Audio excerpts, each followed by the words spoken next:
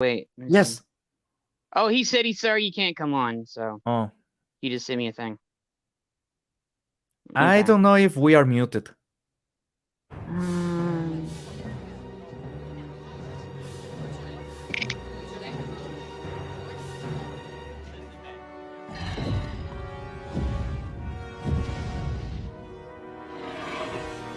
It is man.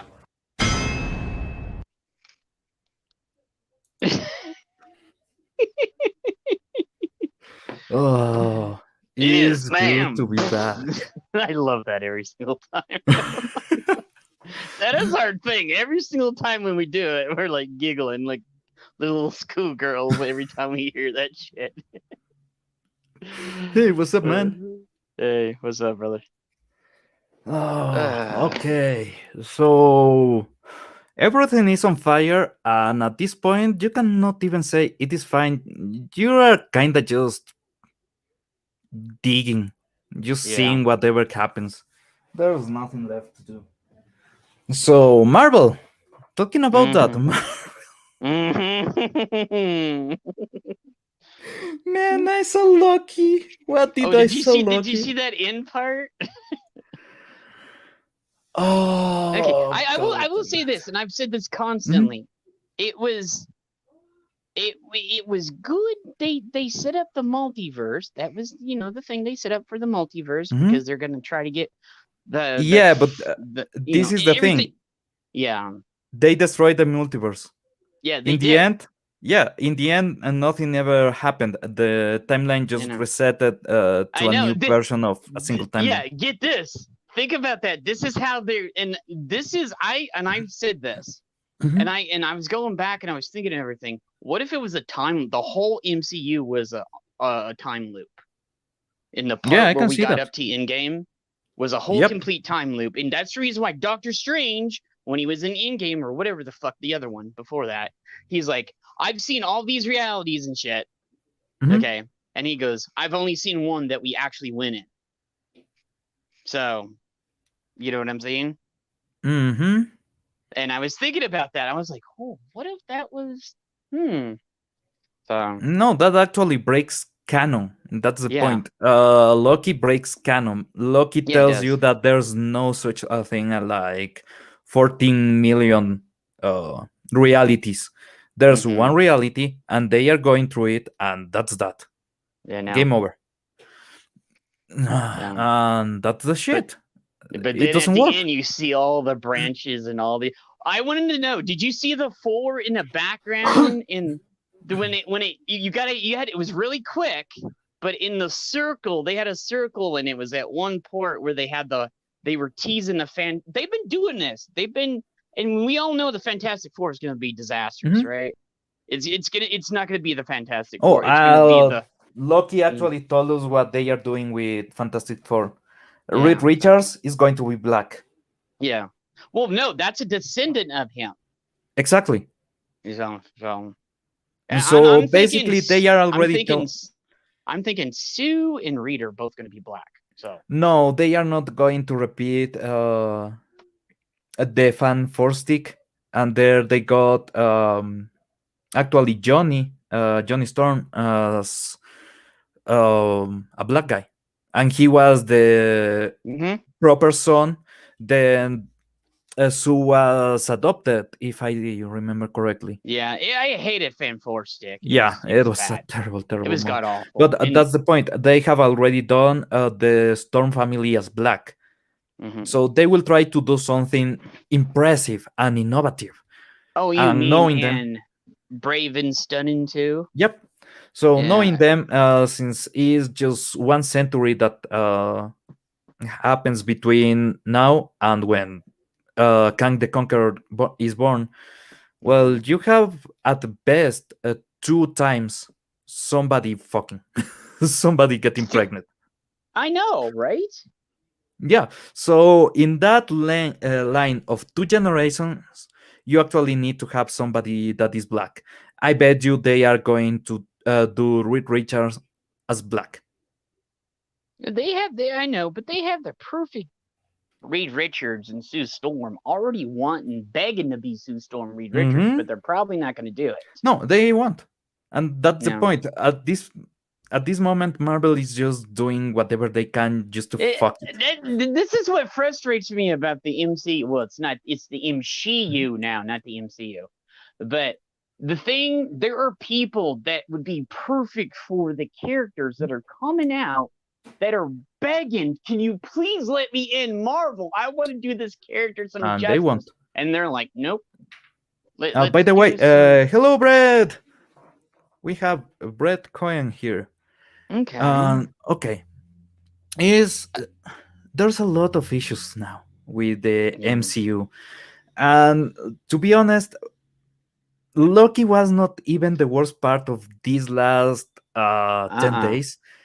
It was Scarlett Johansson and Black Widow. It was the breaking point. When I saw Mhm. Loki, I was like, yeah, whatever. Fuck it. Yeah. Mhm. This happened. I don't care. I don't care anymore. Why? Black Widow is willing to kill a kid. She is a superhero. She's willing to kill a baby girl. Mhm. Yeah, and she never got any kind of redemption for that. She never atoned for that sin. Nothing. That's how she actually got away from her sins. Mhm. That's how she deserves to shield. So basically, her way to becoming good is by killing a girl. Just think about that. And how about at the end of the movie where she stopped the bad guy, she banged her head on the counter? That was how you beat the bad guy. I was like, what the fuck, man? I say that on my review. This was them telling the public directly, men don't know how to beat women. Women have to show men how to beat women. And that was so fucking screwed up. Yeah.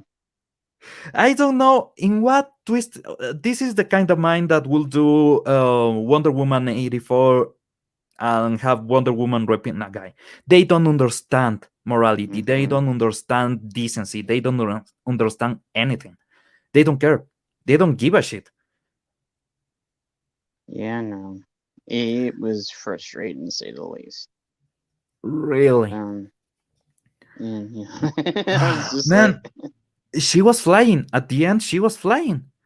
Yeah, no. And it frustrated me because I was like, okay, let's do some where she was like, I was like, oh, come on. Yeah, I know it's a Marvel movie, but come on. I was just like, just come on, man. Yeah. Okay, they are falling. First of all, physics don't apply in the Marvel universe anymore. Yeah, I know.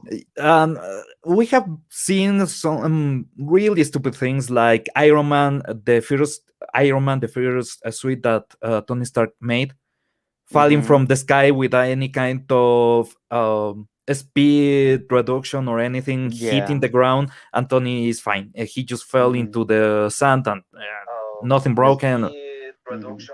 Oh shit! Oh, just a second. Let me mute it. I sound that bad? Damn. Okay, but in this fucking film, you have people that are falling to debris, and debris is also falling. So there's an acceleration there. You have the body that is falling with acceleration. When the two collide, you will have a small transfer of energy between the two of them. And well, the body won't splat. The person won't just die hitting the debris. Yeah, right? I know. In this, they were hitting the debris like they were falling to the ground. Like, oh yeah, they were just. Yep. I was just like, okay. So I was just like, oh man, really? Come on, man. It's just this sound, and you can see it. And there's no transfer of force. There's no acceleration on the debris. There's nothing. It just happens. And I know there are people out there that are like, you guys are looking too in. That's what we do. We're geeks. We're nerds. We are comic book people. We are video game people. You know, we do physics. We do all this other shit. That's what we do. We pick apart shit. So if anybody's like, "Oh, we're thinking too hard to it," that's what geeks do. That's the geek world. But Yeah, so- oh, it's so damn crazy. And then when Scarlett Johansson's and the Taskmaster are about to hit the ground in the debris, they jump through a window that is also falling. That is supposed to decelerate them, and they pull the parachute on the Taskmaster, and they fall to the ground slowly. Yeah, no. And it's just a second. At that speed, they should be just breaking every single bone on their body, hitting the ground, and none of them will be able to get up. It's impossible. It's just impossible. Yeah, I know. And you have this. Go ahead. Go ahead. Go ahead. You have this girl in this stupid suit that is she's supposed to be there, right? But if she is in there, her feet are way over the rest of the suite, right? She needs platforms. Oh, I know. Trying to fight in that, trying to kick in that. Oh, how did you like the face reveal, Taskmaster? By the way, It's so stupid. Yeah, do you know? I already know you know how they do it, but for the people that are listening, what they did is it was the guy, but they digitally put the girl's face on his body, and that was it. So no, they didn't even do that. They had that's the what girl. I got told. No, somebody they told had me the that. girl. They had the girl. If you see, well, if you go back and look, you can tell, and he even did a post on it. The guy that was in the Taskmaster suit put a post up, and he goes, "Yeah, this was me. That was I." yeah, was but in the face reveal scene, okay, it's actually her in the costume. So yeah, but what did you notice it didn't fit to her either? Yeah, exactly. And if you see, there's a scene where she's or the Taskmaster is taller and actually has a lot of shoulders. And then when she removes the helmet, magically, just a second ago, she was this strong man, and all the shoulders deflate. And her physique is just completely different, and you can tell it is not him anymore. Look at what Brett just said. Yeah, the suspension of belief is one thing, but ignoring reality's basic fundamentals is a step too far. Yeah, I agree with you. So, and that's exactly what we can have our hello, brother. We can have our disbelief of, because we know it's a Marvel movie. There's things that go up. There's magic. There's mystery. There's superheroes. There's villains. But when you get to the point where like, come on, you're pushing a little bit too far. Yeah. And this film was just that. It was pushing it too far all the time. And it was incredible. I don't know how they get into their minds that people will actually fall for this. And there's people that actually there's fail a bunch for of this. people that have already said that Loki was freaking awesome, and that the Black Widow movie was one of the best movies to come out so far. And I'm like, are you high? Does Loki count as incest? I know. I already said this, and I've said this in several streams already because I've gone through this like at least 8 times already. Masturbation. Well, he's trying to fuck himself, but well, yeah, it's masturbation. He's playing with himself, so it's masturbation. It wasn't sex; it was masturbation. Like, I even did that on T-shirt stream. We were talking about that there. Like, every single stream it comes up, and I was like, "No, it's masturbation. He's playing with himself." Man, there's a meme from 10 years ago, maybe more. That is, if twin fuck, is it incest or masturbation? So somebody took that and they decided this is a good idea. I will use that for my show. Yeah, no. And they decided to go even deeper. This is not twins. They are the same person. Yeah, it's just he was a girl, and I was like, imagine the kids that they'll have. Fuck me. They're gonna come out like Well, six he is a frost hands. giant, I know, so but that's still uh, fucking yourself. yeah. And that the But genetics, because the genetics aren't too far off, you're gonna come out with a mutant. So like will the descendants be a popsicle? a popsicle. I know. They are frost Yeah. giants. They are nothing I know. Asgardian whatsoever. But Sylvie wasn't, because they half based it off the Enchantress too. I didn't know if you noticed that. Yeah, they Because tried. Enchantress name was Mhm. Sylvie, but they're like, hey, let's fucking go back and forth between the Enchantress and Loki. Let's have our cake and eat it too. I was like, fuck off, make up your mind. Man, this show was so fucking obvious all the time. Yeah. When Sylvie asked to the guard, it's not the guard, this lady boss, what was Mhm. my crime? And they go back to when she was small, and Mhm. she was just being a girl, and you can see they are telling you her crime was being a girl. Mm-hmm. They are just too obvious. Well, It's you know what I thought, and this, and you can go back and look on Twitter. My theory was it was going to be an alternate Loki, because I said there is no way in hell that they were gonna do, Immortus or Kang or Doctor Doom. People said it was going to be Immortus, Kang, or Doctor Doom. Well, it was a version of Immortus. It wasn't Kang. no. With the three lizards, they show it was Kang. Yeah, but They telegraph Kang. yeah, they said it, but it was actually Immortus, because Immortus is the good one, because Immortus actually married Wanda and Vision in the comics. So yeah, during the miniseries, I think it was. I'm not sure, or was it in Avengers? It was I don't one of know the if ones. this is Mortis. No, this was Kang. He says, I was called by many names. I was called the Conqueror. Yeah, I was exactly. called an Emperor. I was called, and I was like, you're just going through all the forms of your Kang. past and future self. So I was like, Mhm. so he said, so they really did leave it to interpretation, because he said Immortus. He mentioned pastly Immortus. He mentioned Krang, and he mentioned the other one, which I can never remember that one. It's the one where he's in Egypt. There's the future self. There he's Kang. Yeah, but there Yeah. he is also Kang. Yeah, they mentioned all three of his selves. Mhm.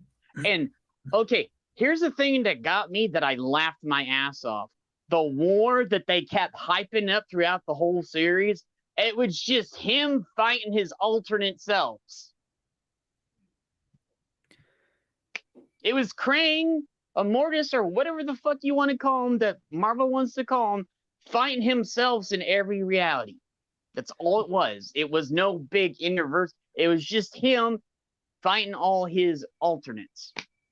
Was this the writer trying to go through her mind and actually fix her multiple personality disorder? I don't know. It was the strangest. I said this. I was a little bit easier on the last episode, but I've torn every single episode apart. But I was a little bit easier because they did give you a smidgen of lore in stories. A smidge, not much, but a smidge. But they still fucked it up. But you used to get this all the Yeah. time just from the movie, right? Yeah, For I example, in Age of Ultron, how Vision is created, they don't tell you. They show you how Vision is created, and they show you a lot of what is going through the minds of the characters through the physicality, through the scene. So you actually see at some level even what they are thinking, what they are going through on that level. So you know the lore from that. You know exactly what was going on. No, they have to tell you, but they never show you anything. Yeah, I know. They don't show you any. I will say this, and I said this too. At least they didn't cock tease the bullshit that they did in WandaVision. They cock tease you the whole time. oh, Mephisto is gonna come. Oh, Mhm. Mephisto, we're gonna visit. At least they had the balls to have, a Mortis Krang or whatever self he is, because they did an amalgam. He said he's all three of those fuckers. At least they had the balls to put him in the series, and then Yes. and he goes, "Well, welcome to come see my new self." And You know talking what I'm about saying? welcome, we just got a visitor from Peru, Diego. Hello, everybody. Hello, What's up, man? what's up, Not dude? much. So, Hey, Diego, what's up, brother? not much, not much. Just in the middle of the fucking mountains in Colorado. Oh, you are? Yeah, Wait, you are in Colorado? yeah, Are you having fun? Yeah, are you having Yeah. a ball over there? Yeah. Are you having integrity? You integrity? It just so happens. Integrity. I'm the sane one of the group. Remember? Damn it. Gotta have integrity. So, what were you talking about? We were talking about Oh. the shit show that the Marvel Universe MCU is right now. Well, Yep. MCU, not the MCU. So, And fuck you. yeah. Basically, the current state of Hollywood in a microcosm. Right? Mm-hmm. It's a bunch of people trying to fuck themselves and nothing much. Yeah. Hollywood, Thi- Marvel, where you've lost the way. Yo, they have literally. This is No, not the yeah, way, this was brother.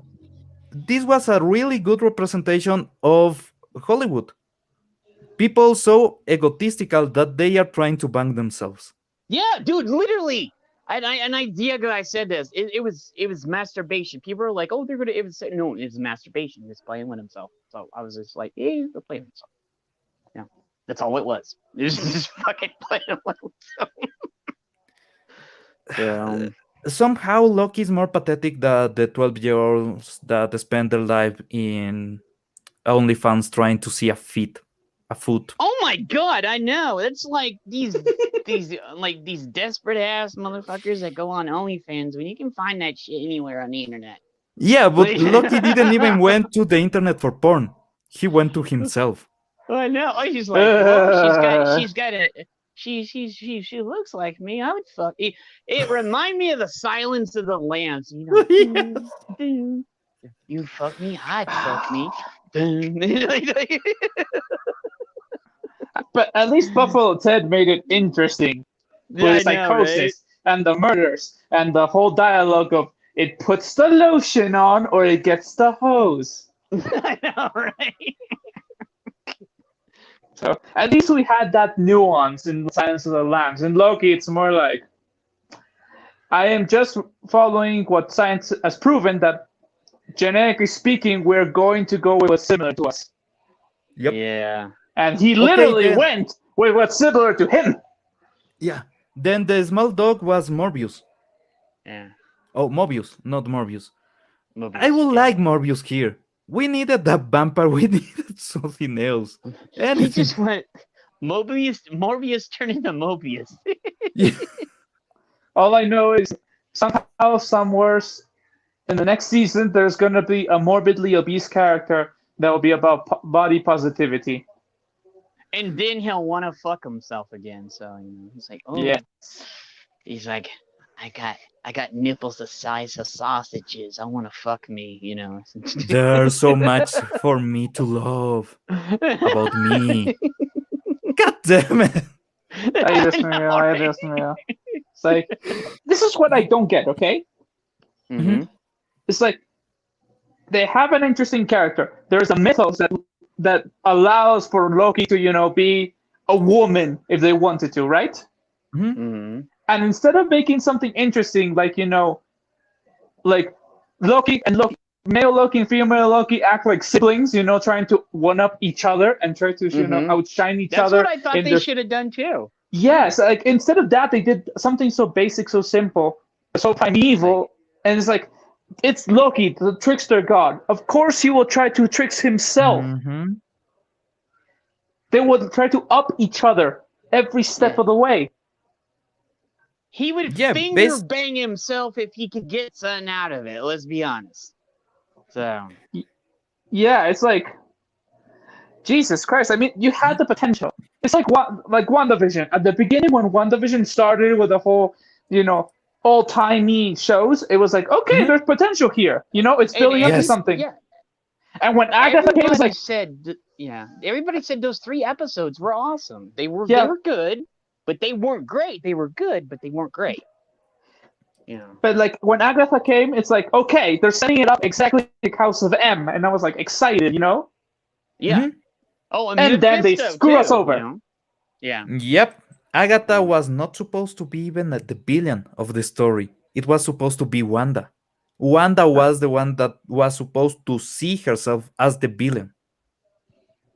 Yeah. That's the point of House Wanda of was M. the villain She is deforming reality because she is running away. And if they try to do it even worse on WandaVision because Vision is dead, and everything is even worse than when she was trying just to have a family. This is her literally practicing necromancy and trying to live with a zombie. And that was her penance.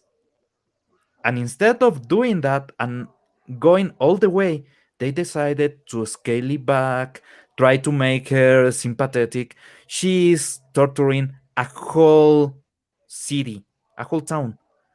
She is manipulating every child. She is manipulating every baby. And the interesting part was that remember how Vision got away to a certain point, and the people who were there, they were there, but they were not moving, like showing that she doesn't Mhm. have the brain power Mhm. to run the simulation like all the time, everywhere.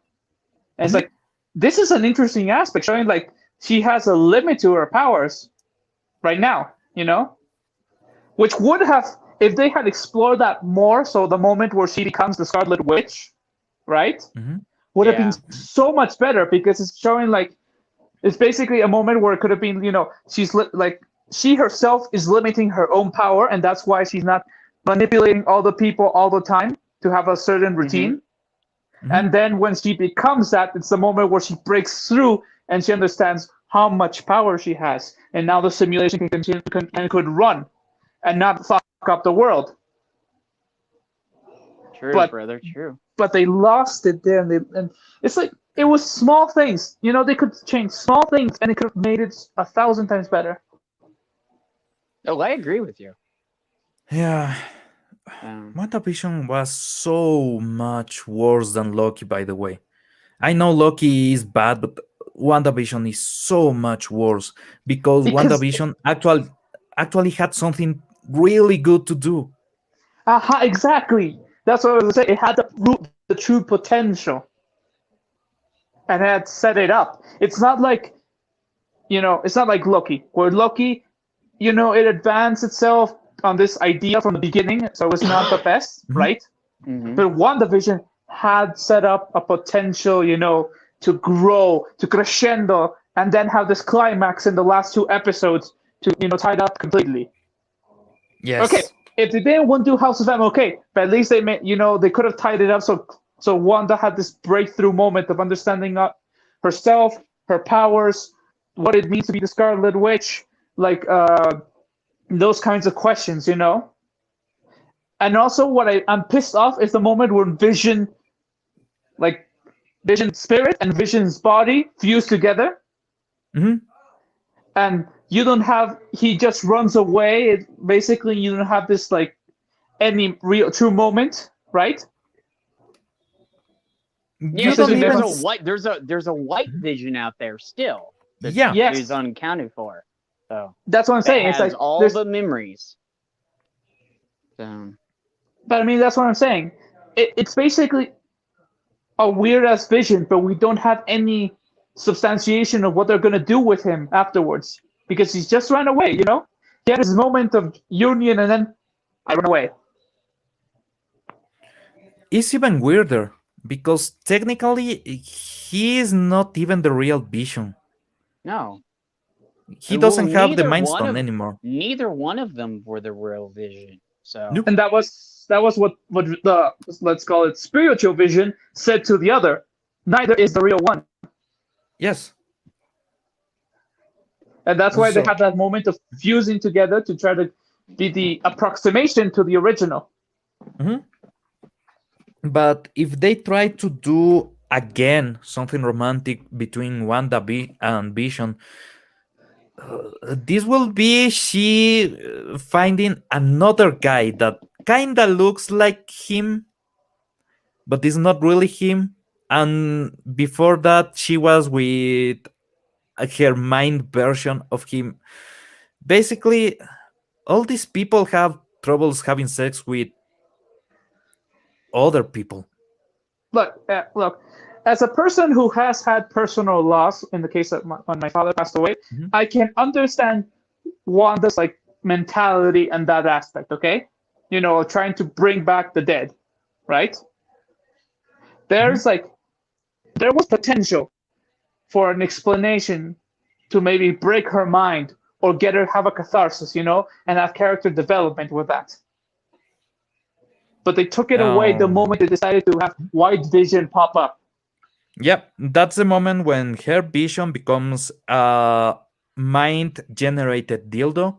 The other one becomes a real dildo, and her husband, well, not even husband, they never did anything more than fuck, and he's dead. Wonderful. And that's the thing. It's like there's, it's like there's so much that they could have done for the character of Wanda to give her depth, to make her a proper character, not a villain, not a hero, just a character that could go anywhere, right? Yep. But because they're hacks, they hacked it up. By the way, we lost Jet. He jumped off. No, There what he happens. is. booted me. I was trying No. to get a link for you. So here, Oh, putting it in private chat. Don't worry. okay. In Midnight Jets in Espanol, it's not one of our live shows if I don't drop at least once. Yeah, there. That look at that. Go to when we're done with this discussion. We'll go to that one too. So Okay, this is the Masters of the Universe. They are really going for Orko. yeah. Oh, So- what they're doing to my boy? Please don't tell me Yeah, they're gonna massacre kill my boy. our boy Orko, man. So Fucking damn it! Okay, let's see. You know how? At what point is it? Or 2 minutes in. 2 minutes in? Okay. It's like 250 to like, and then they really start talking about it. Okay. Reteller as well.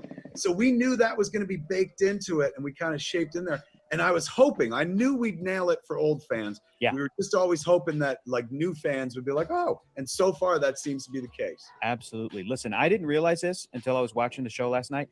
It turns out I think I'm an Orko guy. I think he's my favorite character in God, the yes, entire franchise. That And makes he's- me so happy. And he's so well done in this show. If you had to pick, I hate to pick your babies. Do you have a favorite character in the entire He-Man Masters of the Universe franchise? Orko is very special to me, our iteration of Orko, because I'll never forget the conversation that we had in the writer's room with me, Eric, and Dia, and Tim, and Mark.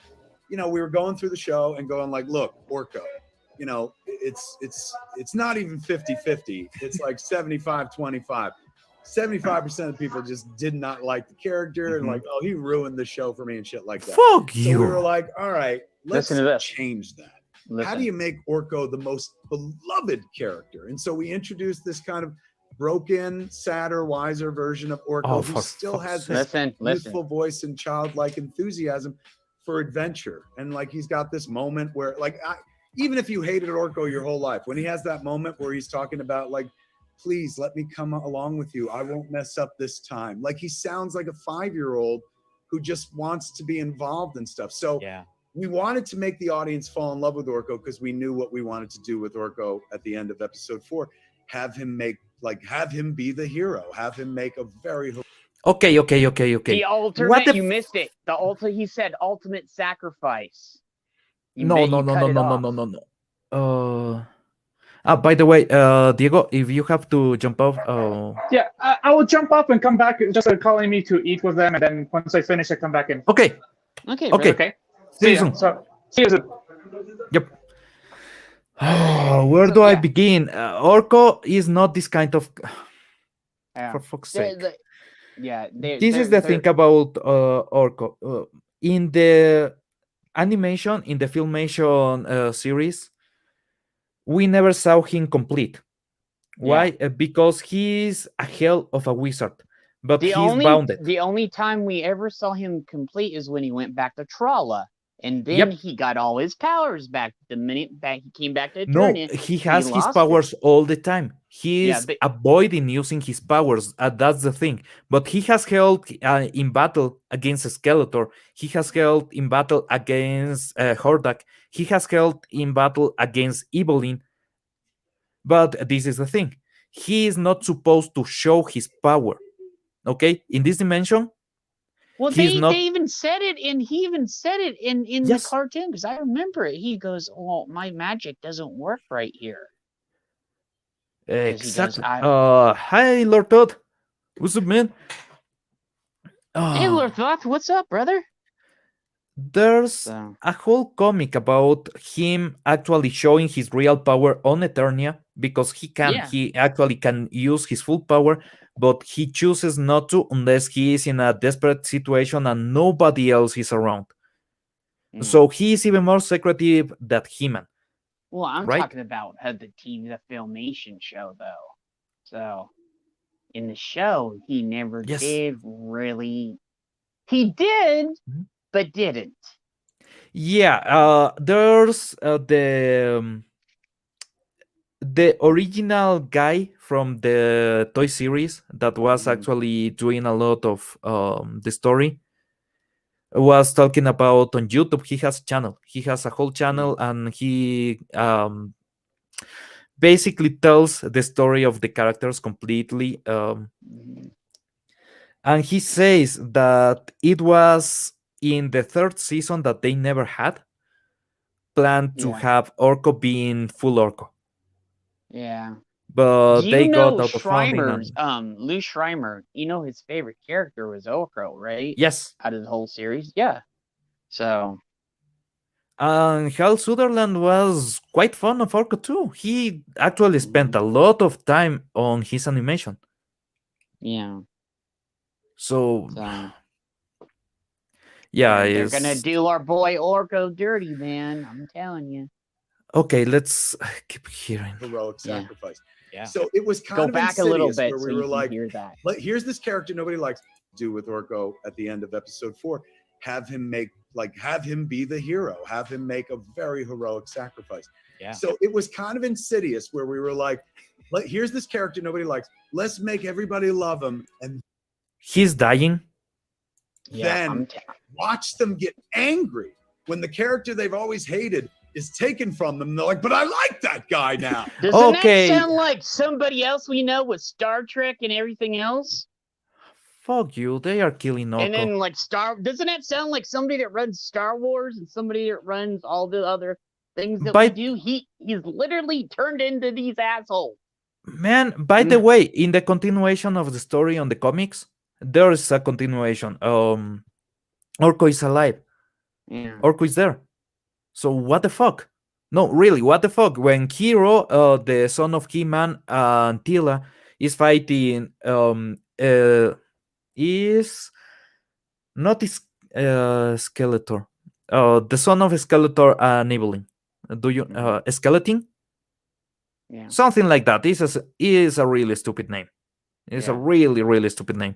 But anyway, Orko is there. Orko is part Yeah. of the comics. So no, Orko doesn't die. Sorry, that doesn't happen. And Tila is not man at arms. She is the sorceress. Well, go upon, keep going, and he talks about the sorceress So next. that meant the world to me to hear you say that. Absolutely. I love Orko, but I also, one of my favorite characters in this entire arc is what we do with the Evil Lyn character. Oh, And Evelyn and And wait until you see what we do with her in part 2, because it's kind of like low key. Her Okay, this is what's happening. She is banging Tila. I was thinking that too. She's fucking Tila. And she will go like Skeletor was evil and he was forcing me and everything. And that's Because- not it. Because if you look in every screenshot we've had so far, Tila and Evelyn are around each other. And I was Yep. like, But this is the thing. In the series, and I'm rewatching the series, by the way. I'm on episode 14, 15, something like that. But Evelyn actually is willingly, and more than that, she is actively trying to be part of Skeletor's plans. Oh, did you ever watch the episode where Evelyn and Tila get out in the desert and they had to work together to get out of the desert? Yes. That is a classic episode right there. So But Evelyn, she's conscious that what's happening around her is because she wants. She's using her power. She is not even in control of the Havoc stuff or anything like some other villains. No, she is literally there because she wants to be there. And in the end, she ends up having a song with fucking Skeletor. Right? She gets the bone. She And gets boned by I the didn't know bone. if you noticed that, but Beastman and Evelyn were on their team in that picture, that one screenshot. So that means Beastman turned against Skeletor, and so did Evelyn. For fuck. story as well. Like basically our two main female characters of Tila and Evelyn in the first 5 episodes have to deal with like, wait, Whoa, if whoa, I'm whoa, not whoa, go defined back by to this that person, shit. who Go am I? back to And that it's kind shit. of like Did low-key you hear her what story he as well. said?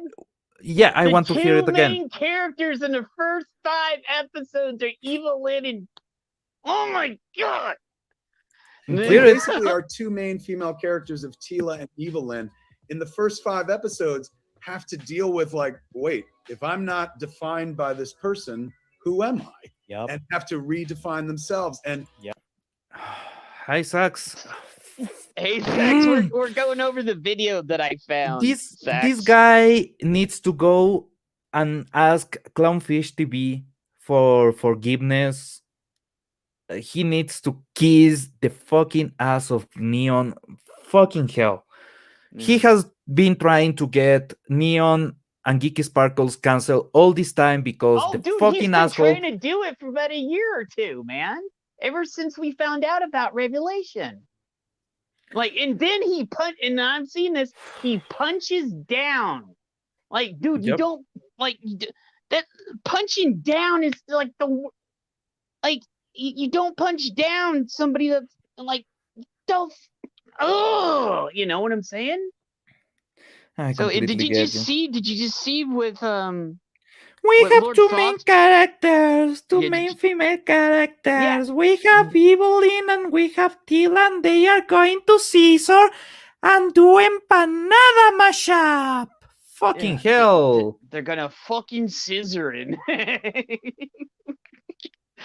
So, but yeah, I just if you when I went through here, I actually went through this whole thing and I watched the whole thing, and you can hear the key words in there. 2 main female characters, and I was like, well, isn't He-Man the main character of his own show? But Dude, the way they are drawing Tila, Mhm. I just hope those 2 ladies don't razor down there, because Tila looks dry as fuck. And trust She me, would if snap they her in have half. been just razoring around, Mhm. they are going to match sandpaper against sandpaper, and that's gonna hurt. Yeah, but yeah, Lord Thoth said he has 0 respect for him now. And what the funny thing is, this isn't a rumor. This isn't anything. These are the words coming out of his mouth right here. And this was from Mouth, 4 ass, days whatever ago. you want to call that. His own words. God damn it. So, you know, Tila goes hard-hearted for a while and then slowly kind of comes back, whereas Evelyn gets soft-hearted. until Well, she kind of wait. Pause that. Pause that right there. So know the- one do you is know- softening the other. You know what I mean? Yeah. Do you know the reason why they do that? Is because, and I've already seen this, because Tila gets pissed that she finds out she was protecting He-Man the whole time. She literally throws a fit. Because I've been piecing things together. The part where he goes and you see Tila throw down her thing and stuff, and she's in her original costume. That's when I think she finds out that Adam has been He-Man the whole time, and she throws a fucking fit. So that's from whatever I've been seeing, all the stuff that I've been seeing pieced together. I don't know if that's true, but everything he's been saying is matching up to what we've been seeing in the trailers and everything else. Am I correct? Evelyn don't throw fits. That's the point. She's in No, control. She's Tila's gonna always in throw the control. fit. Tila's Tila gonna is- throw the fit. Oh, you mean she telling the sorcerers, "You have been lying to me"? There's No. She finds out Adam is He-Man, oh, and he's okay. been lying for years. She No, throws oh. a fit. She throws her thing down when she's in the original costume, and then goes fucks off. Okay, this is the thing. She actually knew at one point, and this is the second episode of the series. Yeah, because they took it away from her. No, but this is the point. When she finds out, because she finds everything out on that episode when she goes to the Oracle, and actually the Oracle doesn't tell her really. The Oracle waits until the sorceress arrives, and the Yeah, sorceress is the one that actually reveals the whole.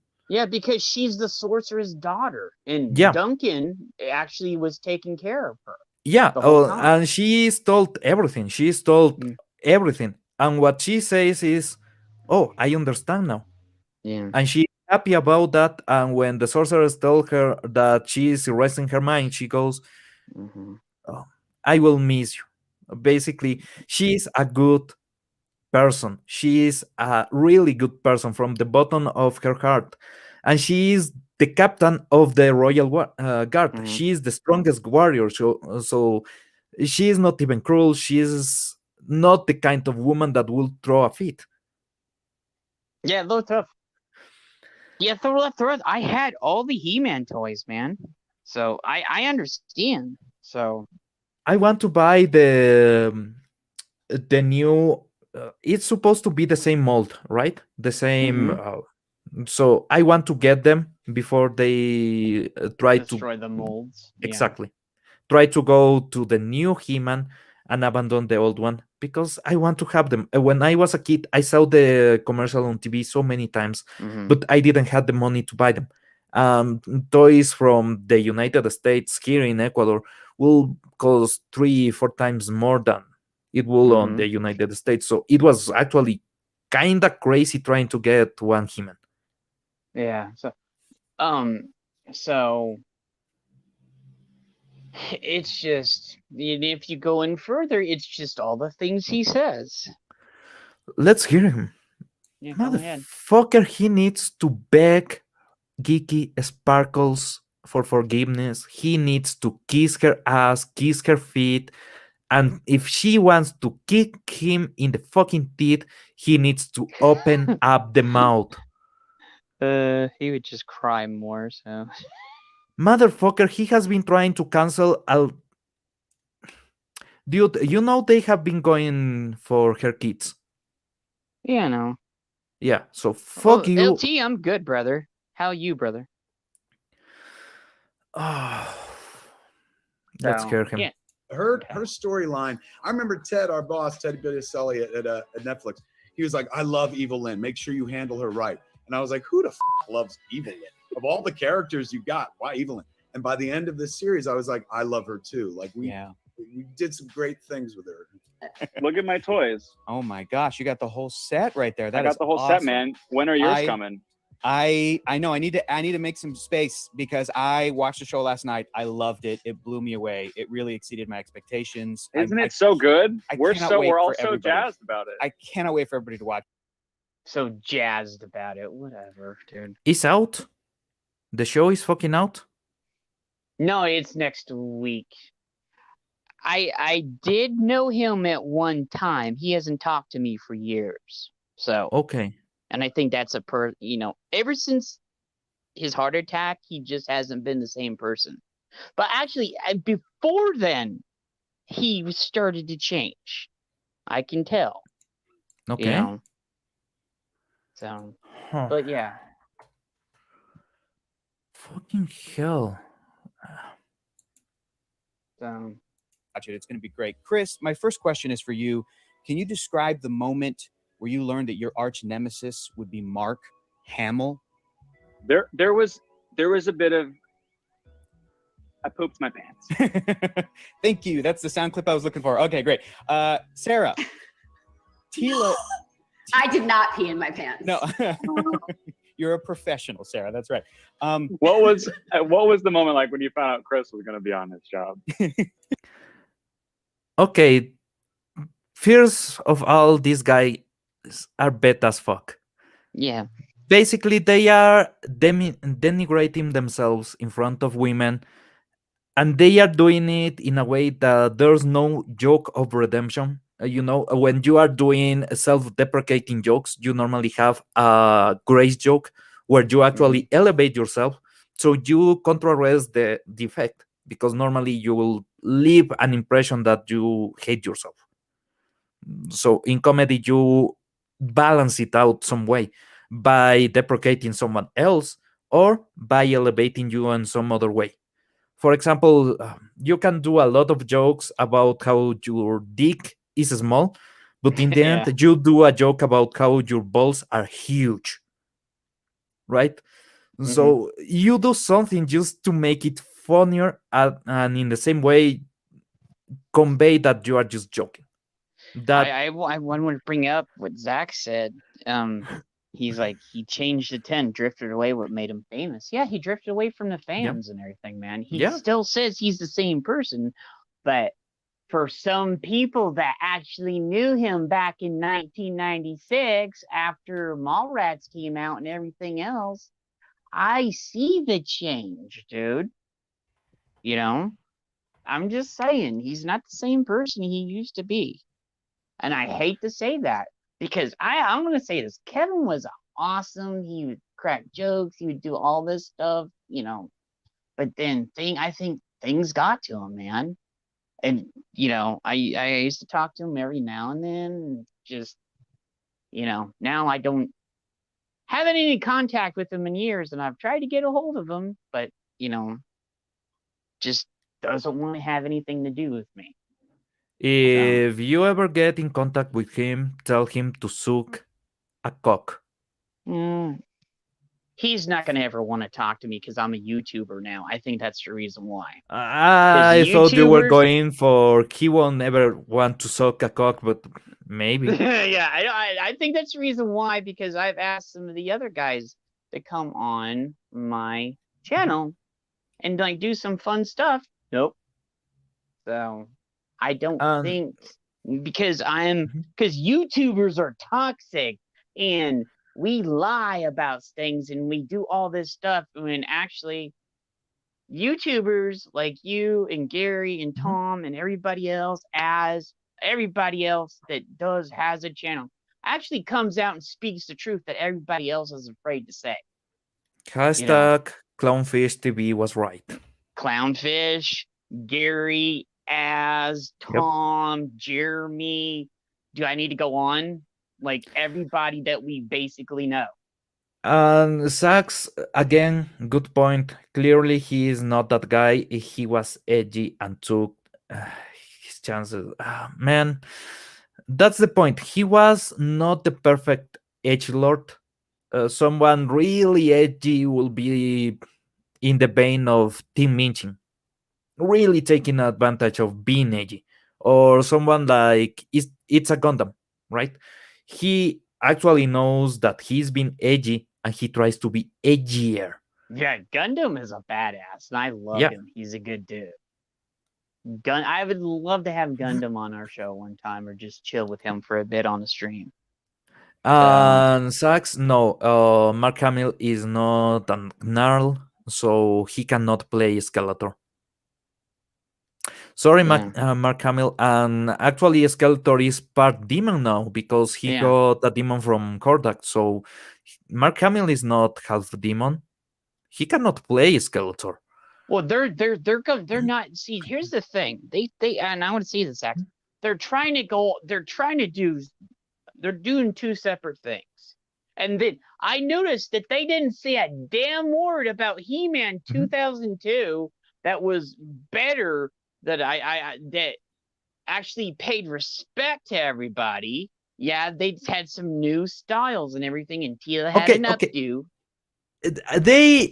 I will grant them this. Seeing the voice actors that they have for Battle Cat, they got anyone that they got.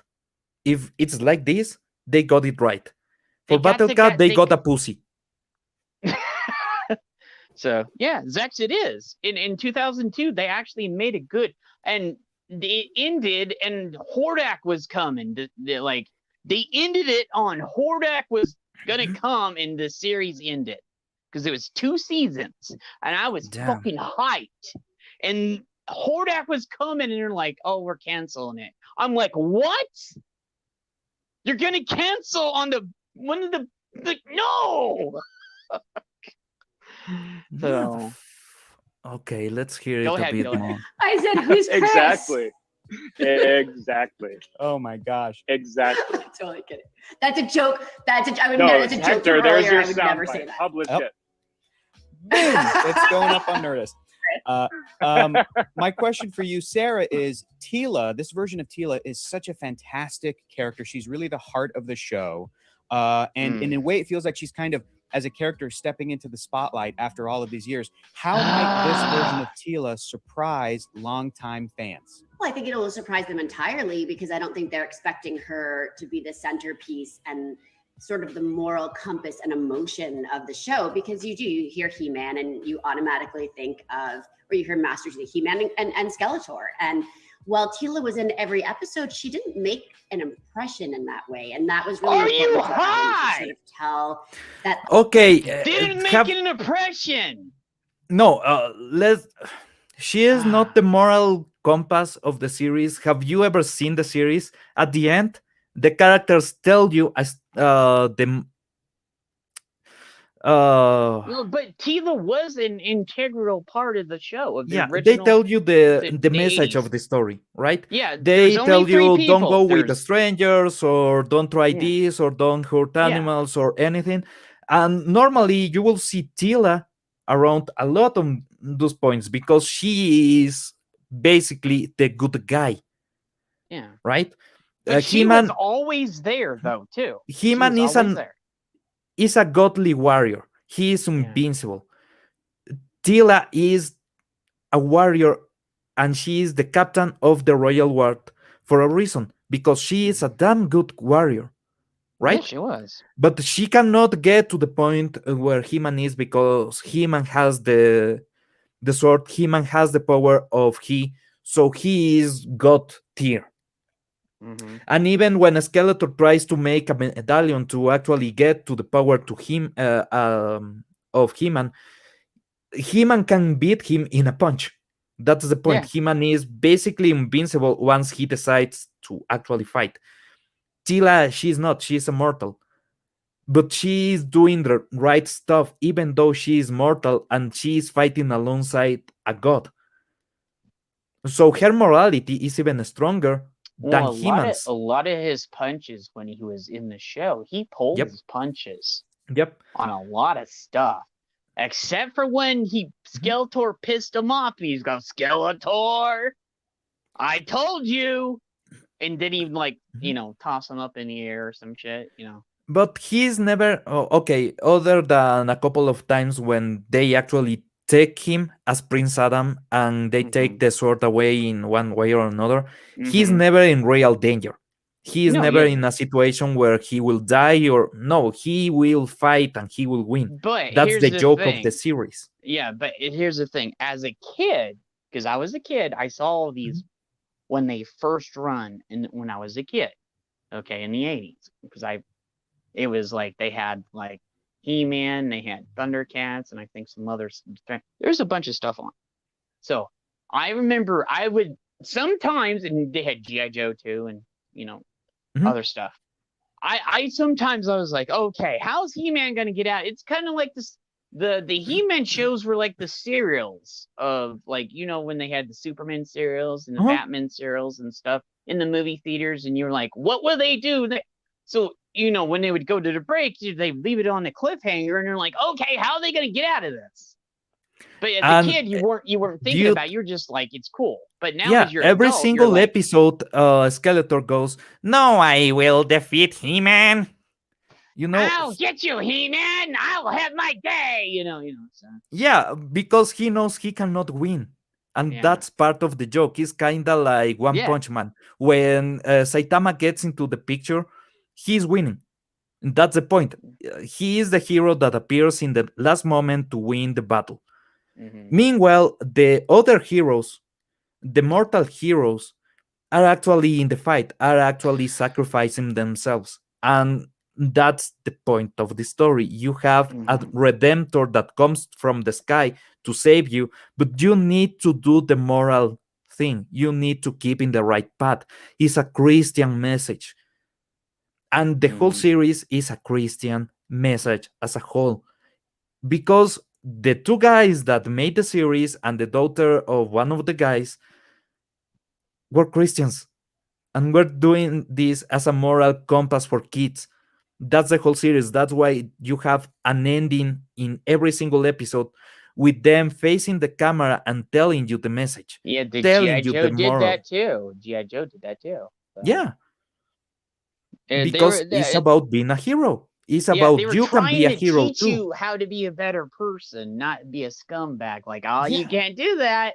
And even when Oracle messed up, they go, in today's story, Mhm. when Oracle would even say, in today's story, when I did this, I learned that I shouldn't have done that. You can't do that. If you need that, go get an adult, help from an adult, or learn to do this. They would teach you. They would, try to help you become a Yeah. better person and stuff. And so. Orko will be the one that will tell you about not abandoning your responsibility or Yeah. accepting things. Yeah, and every single character will appear when it's important for them to appear, Yeah. because then every single character represents a different kind of morality. How about the episode where Orko kept avoiding cleaning his room, and then he did something, and then at the end of it, he's like, "Well, there's an important lesson today. I learned I should have cleaned my room when I should have done it Yeah, because it and just he kept getting worse." that's one of the episodes where they take the sword of He away from He-Man. And by the way, Skeletor was never trying to get the sword. He actually held the sword for a couple of times during the episodes. Yeah. And he has a replica of the sword, and he actually fights using it. He fights him and using that replica of the sword of power. I'm sorry, I can't talk. But what he's trying to get is into the castle of Grayskull to get the secrets that are in the castle. Yeah.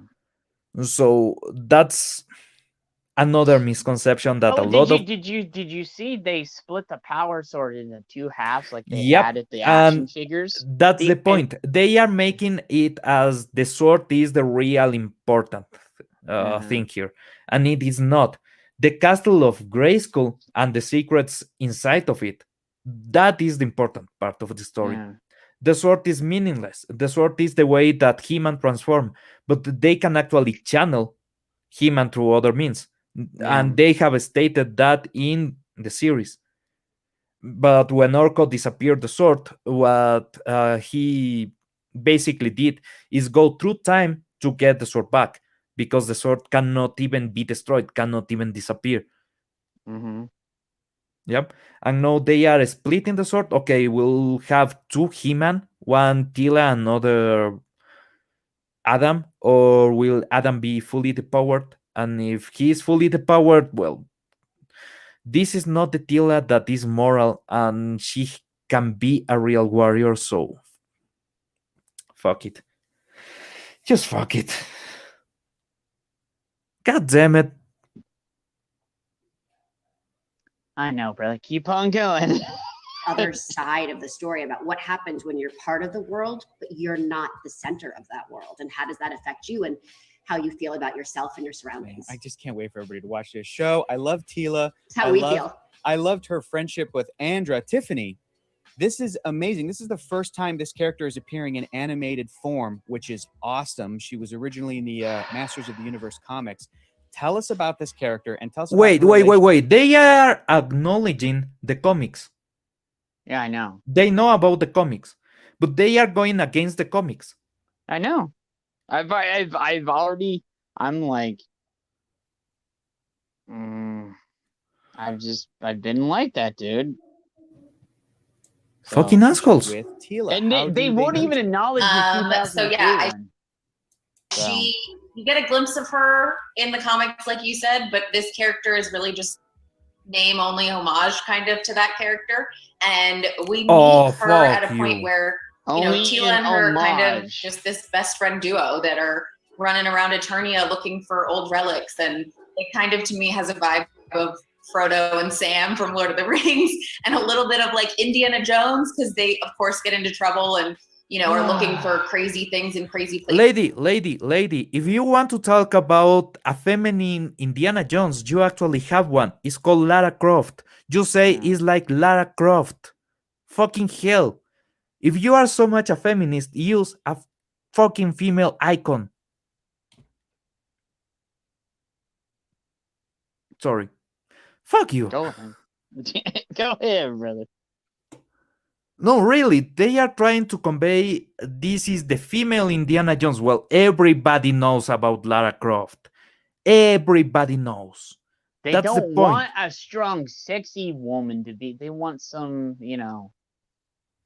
At one point, Lara Croft became even more recognizable than Indiana Jones in pop culture, and that is still the truth. Ah, Places. fuck. But what I loved so much is that, you know, there's one line she says where I'm the brains and she's the brawn, that they need each other. And I think that's something that's so cool on a show like this, where it's a character that is new and I kind of get to be the audience's eyes. Like, it reminds me, you'll get this reference, Hector, but like it's a little bit Barry Allen. It's a little bit of like, oh my gosh, where am I? This is so cool. Which is how I feel. That's the part of it. Because yes, when the name of wouldn't- cast came out, Sarah Michelle Gellar, Tiffany Smith, who's that? What were you going to say, Chris?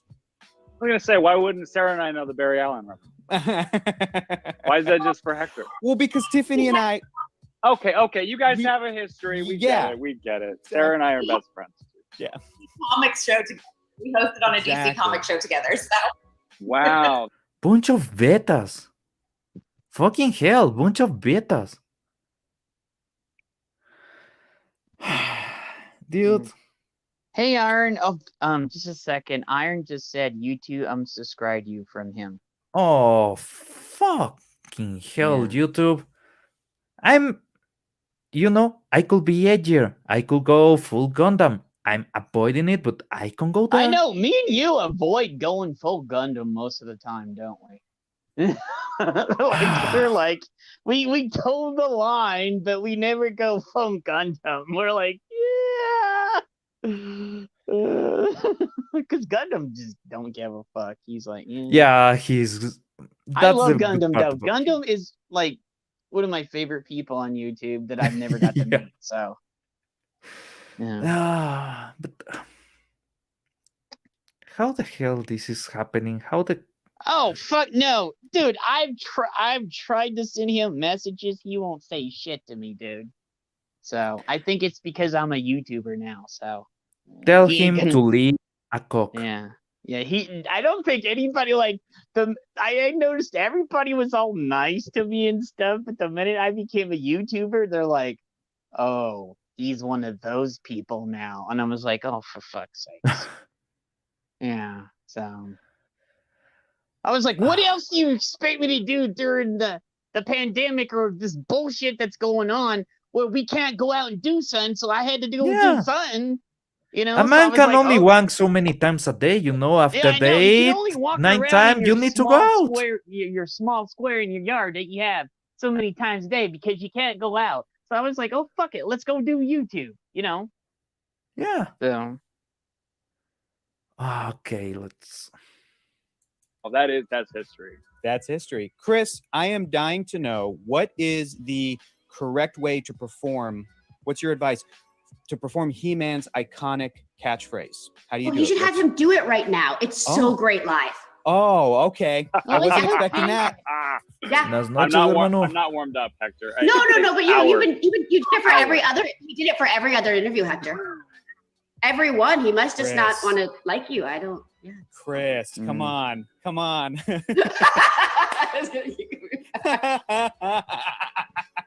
I honestly, I'm sure that it is amazing, but I would kind of rather have Chris, because I could tell that you're really embarrassed. I really would like you to do the line. I listen. I do it quite a bit for the show. We don't want to spoil it. It's in the trailer. I'm tired. No, it's honestly it was a bit of like fanboy moment getting to like. I think that was one of the first things we did too. It was sort of like everyone's there in the first session, like the hi hellos, nice to meet everybody, and then it's like, should we start with I have the power just to like do it? So you And I were was like, kind of like, you're like, hi, I'm Chris. I have the power. Hi, I'm Chris. I have the power. Hi, I'm Chris. basically, yeah, basically. But I think there was sort of like a let's kick this thing off with a bang. I was one of the first people to record, so it was like let's like do this, and I was like, maybe the first one should just be bad so that I can get it out of the way, and then we can move on. And I think it's actually the one that's in the show. That is fantastic. I think that's the one they used. He is avoiding saying the catchphrase of his character. Dude, that's like being the doctor and like not doing your catchphrases like Geronimo or if you're the doctor or some shit. Or like By the way, you know. just to get Danny TV to speed, hermano, le están cagando, He-Man. Le están cagando, le están arruinando, se están yendo a la mierda. Grayskull bendito, dame paciencia, porque si me das poder los parto, hijo de puta. Yeah. No, really, this is getting into my childhood, man. This is really getting into my childhood because I know, right? In Ecuador, we didn't have that many series. And cable TV was really pricey. So what we did the most is watch whatever was on Canal 8 or Canal 4, the two main television channels around Ecuavisa and Teleamazonas. Mm-hmm. So basically, you will have He-Man, you will have She-Ra, you will have a Japanese series that is called Jiban. You will have some Super Sentai as kind of shit. Mm-hmm. And then you will go to Teleamazonas, or you will go to Channel 5 and watch maybe Ranma 1/2 or Saint Seiya, Dragon Ball. You always had something really cool to watch. Even though you didn't have access to cable TV, we had a lot of really entertaining stuff on TV all the time. Even when Nickelodeon, sounds like ours. Yeah, that sounds like even ours too. when Nickelodeon tried to invade television, and they had really good series like Rocket Power or the Wild Thornberrys. Those series were actually good. And if you want to talk about underrepresented group of people and a woman at that being the main character, the Wild Thornberrys, they are gingers. Remember, less than 1% of humanity is ginger. And they basically were all about this little girl that was having adventures, and it was great. And they don't even pay attention to that series anymore because it goes against what they are trying to convey in their message about women are terribly mistreated and everybody should suffer. Fuck you. If Lord Voss is still here, I don't know if he's still here. He always goes hashtag save gingers, you know. Save gingers, man. Yeah, no, save gingers, because redheads, gingers, you know, they're beautiful women. I like, you know, so. Oh, you remember Ghostbusters? The real Ghostbusters. Yeah, dude.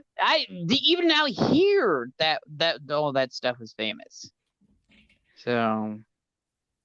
But this is the thing. The other day, I went to a local supermarket called Santa Maria, and one of the ads they have this vertical TV screen with random ads, Hmm. and they had a guy with the original sort of power, and the tagline was "That has the power," right? I will be right back just in a second. Okay.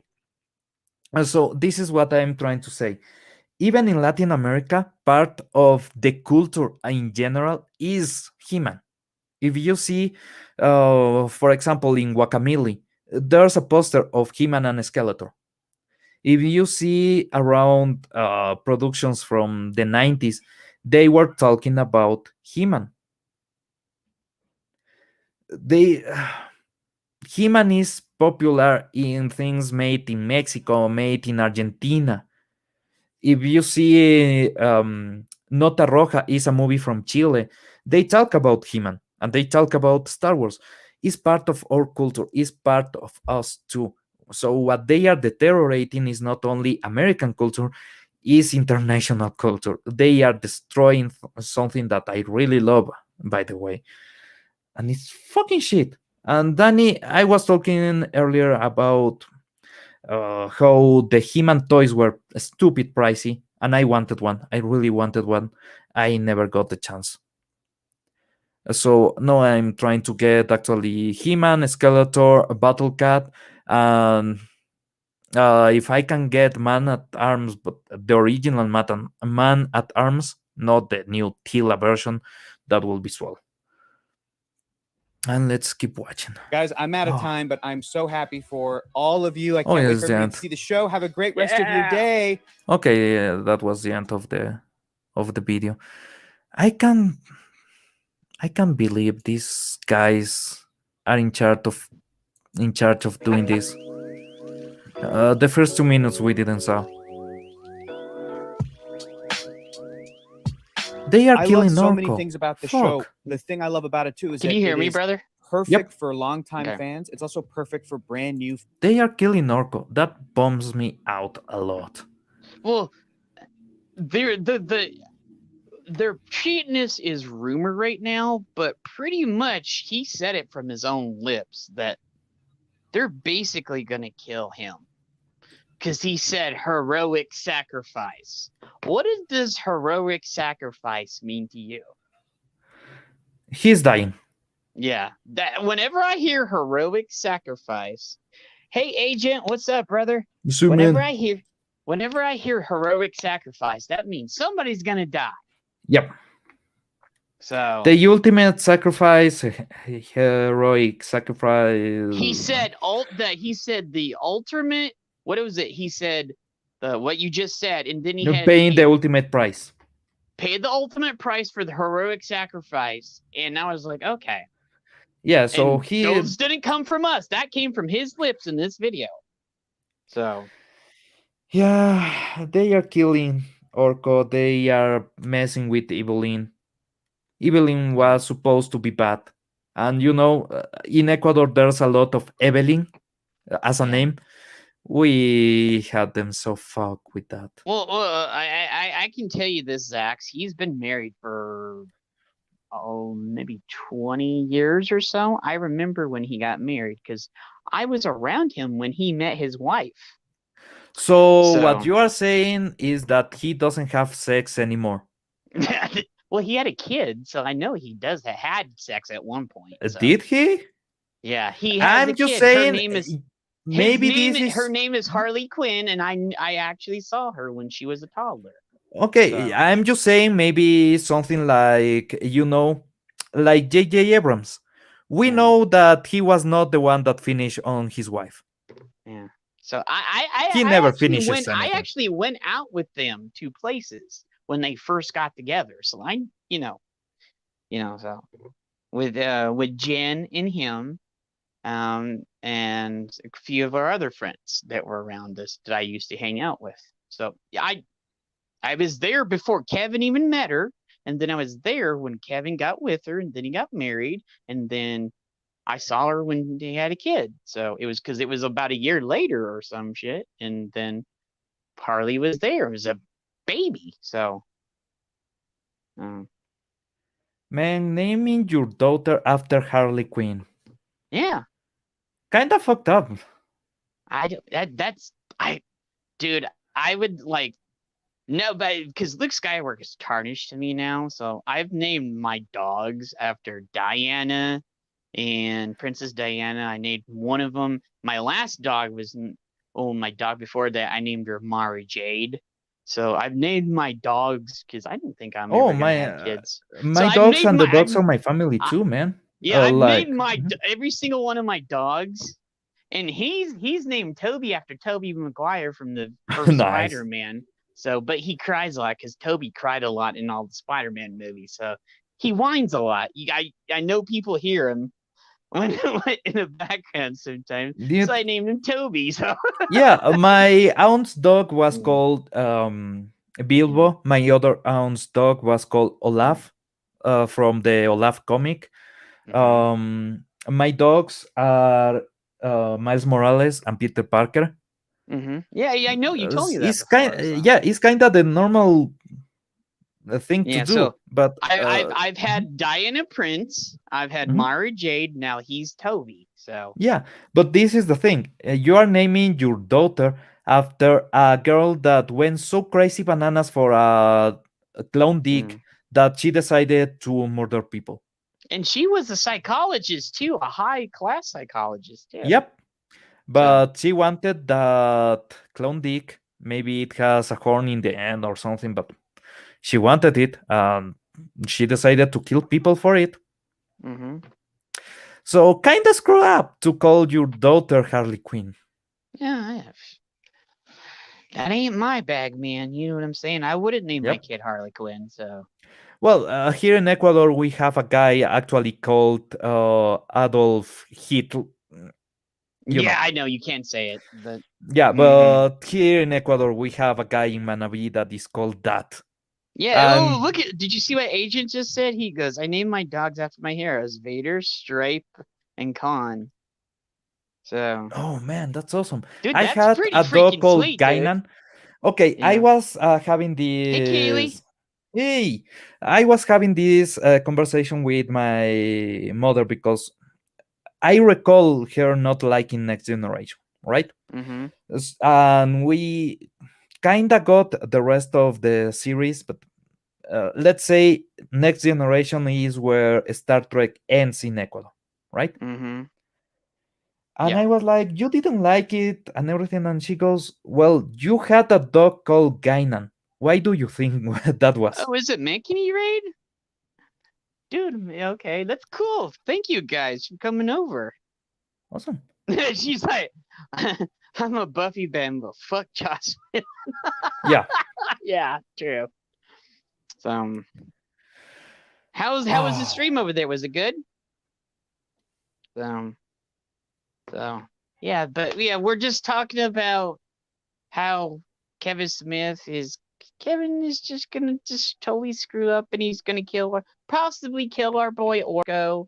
He's gonna make Evil Lynn and Tila the focus point of the series. He said, dude, all this shit was in this is and then he goes back on Twitter and then he's like blah blah blah blah blah. It's not gonna be this. I'm like, dude, there's a video that says dude, you should save this fucking video. So when he goes back and backtrack and says, well, after the series fails because it's so fucking woke or they pissed off all the old fans. So he can't say, I didn't say that. And you go, oh, no, brother. Internet is forever. You said this. Yes. You know? You know what I'm doing? I'm getting this video in the hands of Andre. Oh, dude. This 10 needs... out of 10. Andre's going to destroy it. Yeah, this needs the Midnight Age treatment. This needs to get that far. If I can ask, would you ask Andre if I can come on with you when you do that? Because I want to help you destroy it. So. Oh, what I want is one of the mini documentaries that he does. Yeah. Just ripping the tits out of this motherfucker. Yeah. So I want to be on there with you when you do Yeah. that. So Me too. please try to get me on there when you do that, okay? Oh, for fuck's sake, man. Yeah. This is so bullshit. This is so Yeah. fucking bullshit. I would just want to say welcome to everybody that just popped in. Thank you guys for coming to this stream and come to see this. Okay, So, as a quick way to resume the show, to compress the show in a small Mhm. bit. What has happened here is one, Orko is dying. Two, Evelyn and Tila are scraping the cheese graters, if you know what I mean. They are getting a character from the comics that will not be like in the comics because they are just taking one of the names and they acknowledge the comics and they are going against them. Yeah, so. But they won't acknowledge the 2002 series. That's what's fun. Yep. And the beta guy that is doing the He-Man voice, he refuses to say, I have the power. Yeah. Yeah. Yeah, he refused. Dude, just go back to the part with Orko and then go back to the part so everybody that has seen come in can see where he said all these things. Yeah, it was Okay. almost... The Orko part was at 2 minutes in, I think. Yeah. Did not Um, like the character and like, oh, he ruined the show for me and shit like that. So we were like, all right, let's change that. How do you make Orko the most beloved character? And so we introduced this kind of broken, sadder, wiser version of Orko who still has this youthful voice and childlike enthusiasm for adventure. And like he's got this moment where like even if you hated Orko your whole life, when he has that moment where he's talking about like, please let me come along with you, I won't mess up this time. Like he sounds like a 5-year-old who just wants to be involved in stuff. So Yeah. we wanted to make the audience fall in love with Orko because we knew what we wanted to do with Orko at the end of episode 4. Have him be the hero, have him make a very heroic sacrifice. Yeah. So it was kind of insidious where we were like, here's this character nobody likes. Let's make everybody love him and then watch them get angry when the character they've always hated is taken from them. They're like, but I like that guy now. Like, so that meant the world to me to hear you say that. Absolutely. I love Orko, but I also, one of my favorite characters in this So entire positive. arc. So did you everybody just hear you what he said? He's literally saying that they're literally gonna, like, from his own lips, they're gonna kill Orko. Because he said, oh my god, they're gonna take him. How dare you? Like, Yep. yeah, so, and then go on to the Evelyn Tila part. Is what we do with the Evelyn character.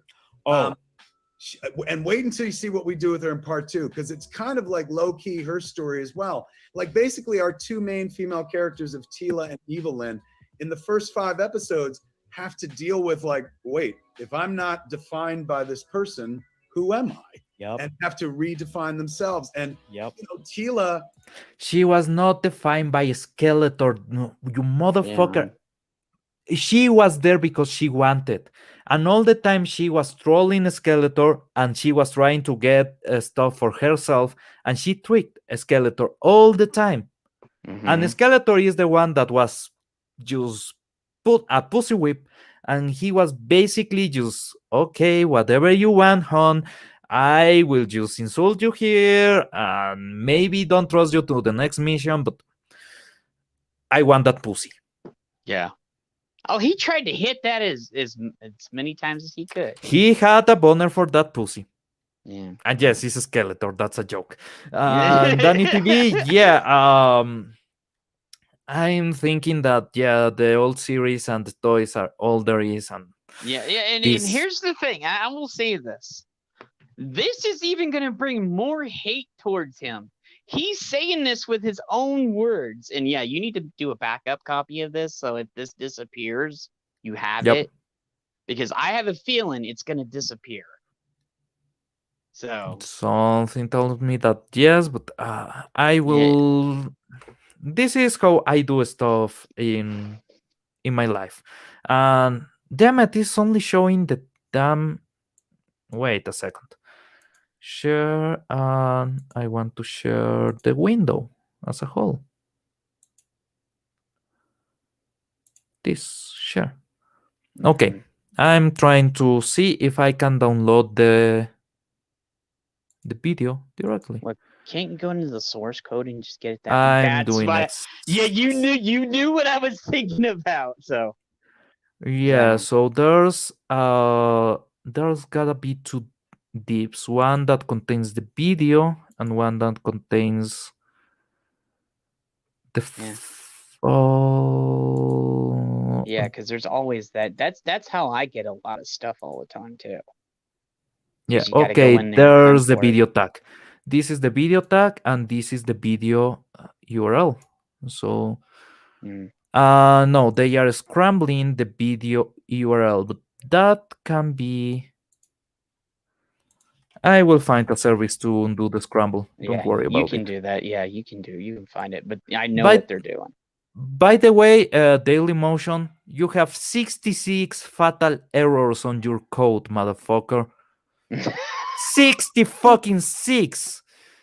If I'm Google, I'm telling you, you are not going anywhere near the 5th page of results. Fucking hell, Yeah. that SEO. Fuck. Well, SEO, sorry. I would say Daily Motion's always been had shitty like code and stuff. Yeah. Um, I will find a way to download it later, but Okay, I know you'll find a way. Me and you always find a way to do stuff. So, yeah. but yeah, my thing is I know this is gonna disappear at some point. So, because what he's been doing lately is when there's proof out there, all of a sudden it disappears. Oh, and I want to bring one more thing up on. Mhm. Okay, do you? I on YouTube. I subscribe to the Masters of He-Man and the Masters of the Universe She-Ra page, the official where it shows all the cartoons and stuff. Do you know what they put up today? About 10 hours ago, maybe. No, tell me. Okay, go up to By their the way, I'm page. downloading it out on 720p. Is the best I can do. Okay, yeah. So Yeah. they put the best of Orko up on the page today. So the news that Orko may die came out today, and their official page from the original Masters of the Universe cartoons puts the best of Orko up. Yeah, I hate to be the person that is the conspiracy, but don't you find that a little bit convenient? Yep. Like, and I know it's ran by Mattel because it's the people that own the rights to the old TV shows. Okay, So- let me copy the video address and just let me do this. Pablo, Zach just told Yeah, me I'm. okay. Yeah, exactly that. I'm trying to get exactly that video on screen. Okay, is it sharing audio? Tell me if you can hear it. Okay, just a second. Oh, dude, that was when he was on Comic Book Man. Mhm. I can't hear it. Okay, let me share the screen again. I remember that. Chrome tab. La, la, la, la, la, la, la. Don't touch my tralala, my tralala, my tralala. And here you go. Touch my tralala. I know, but I have no love for He-Man either, but he's got a place in the world in a comic book store. You can't make fun of somebody else's interest. You're like, He-Man's stupid. I like Batman. You know, what's the diff? What kind of clerk is rude to customers? I have no love for He-Man. I know, but I have no love for He-Man either, but he's got... Fucking hell. Yeah, Fucking hell. And then he is in this video like...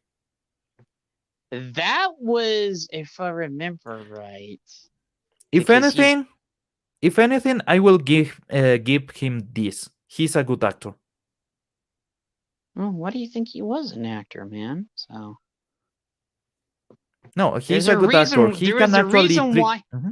I'm just saying, there is a reason why he played Silent Bob for a reason. By the way, thanks, Sax. Oh, man. This guy this guy is full of bullshit. So Fucking full of bullshit, man. Yeah, and it's sad. It's really, really sad at this point. and you want to know something? And I'll say this. When I met him in 96, this was right after Mallrats was still in the movie theaters, okay?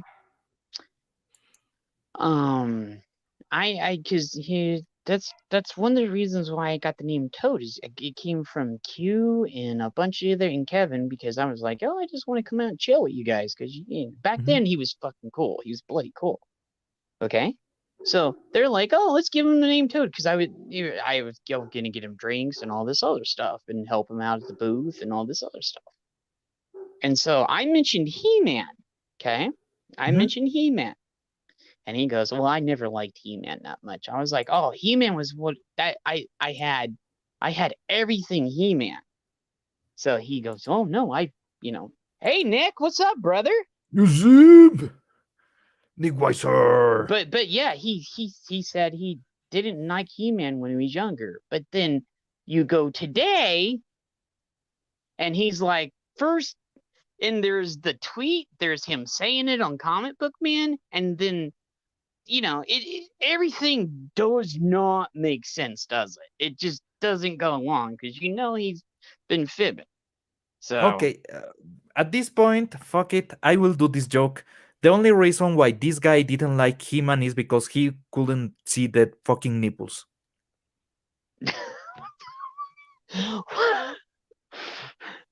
So At this point, yeah, I'm telling you, this guy didn't like He-Man because he didn't go to see the fucking dick. Fucking yes, I'm fucking angry about this.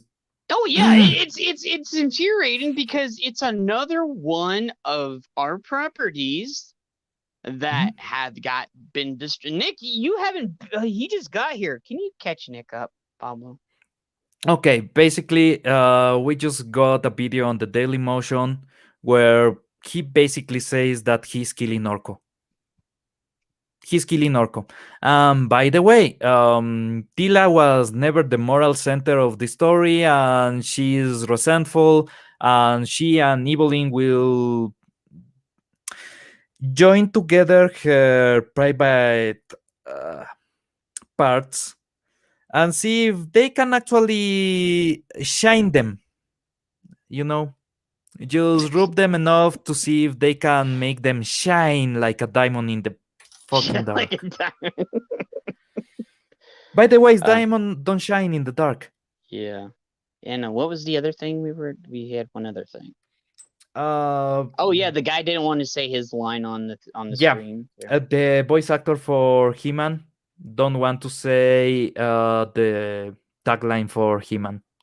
I have the power. No, fuck you. Dude, I would if I was the voice for He-Man, dude, I would by the power of Grayskull, I have the power. Dude. He-Man is not a pussy. It's our time to take Eternia. Let's go. But yeah. So basically that's what his Mark Hamill's Skeletor sounds like kinda. He doesn't sound right. He doesn't sound like it just. He sounds like the Joker in alternate version I of the have been Joker. saying this the whole time. He sounds like the Joker. Here's my thing. Why does he only know how to do the Joker's voice for every character he does nowadays? Because Arkham, I can tell you, is because the Arkham games. That's the last time where he was actually applauded by his portraying of anything. So he's kind of trying to keep that glory. Yeah, so I'm just like, dude, yeah, you're a Joker, but you could do so many other things, man. Yep.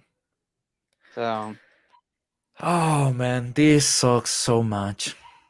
And actually seeing him be honest for once and saying, yeah, I'm killing this character and I didn't like this character, so I'm transforming it, and I'm taking someone from the comics without giving him the story of the comics and turning everything into shit.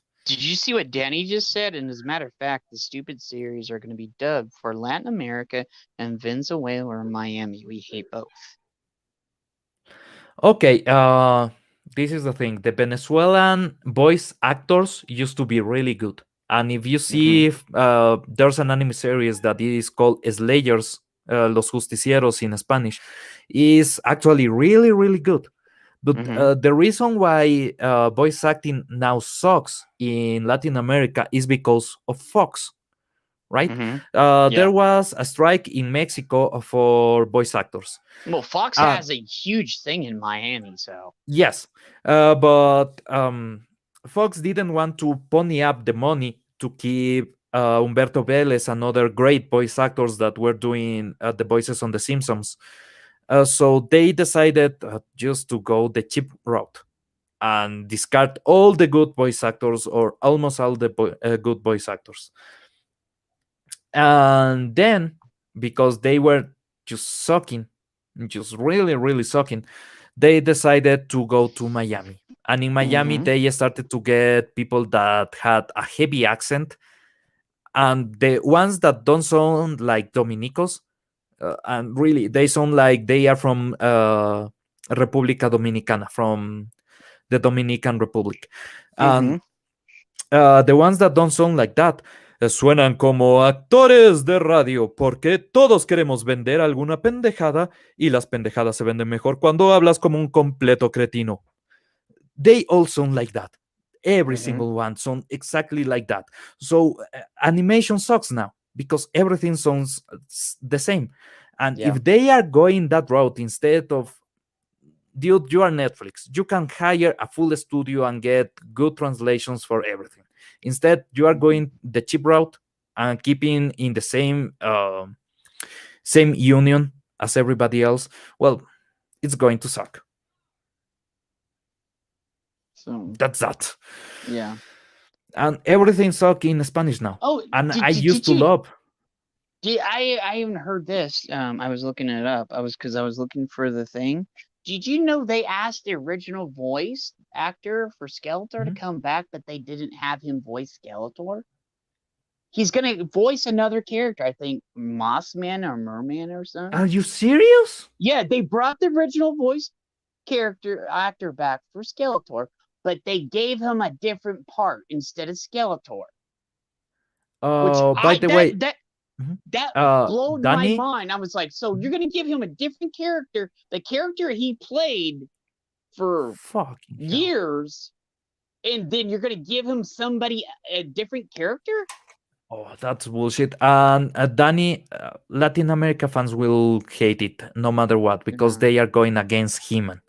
That's the point. This series is about taking away He-Man as the center of Masters of the Universe. It's kind of like what they did to Loki. They took away everything that made Loki in the Loki series. Yeah, but Loki is not an icon for masculinity in a whole continent. He-Man is.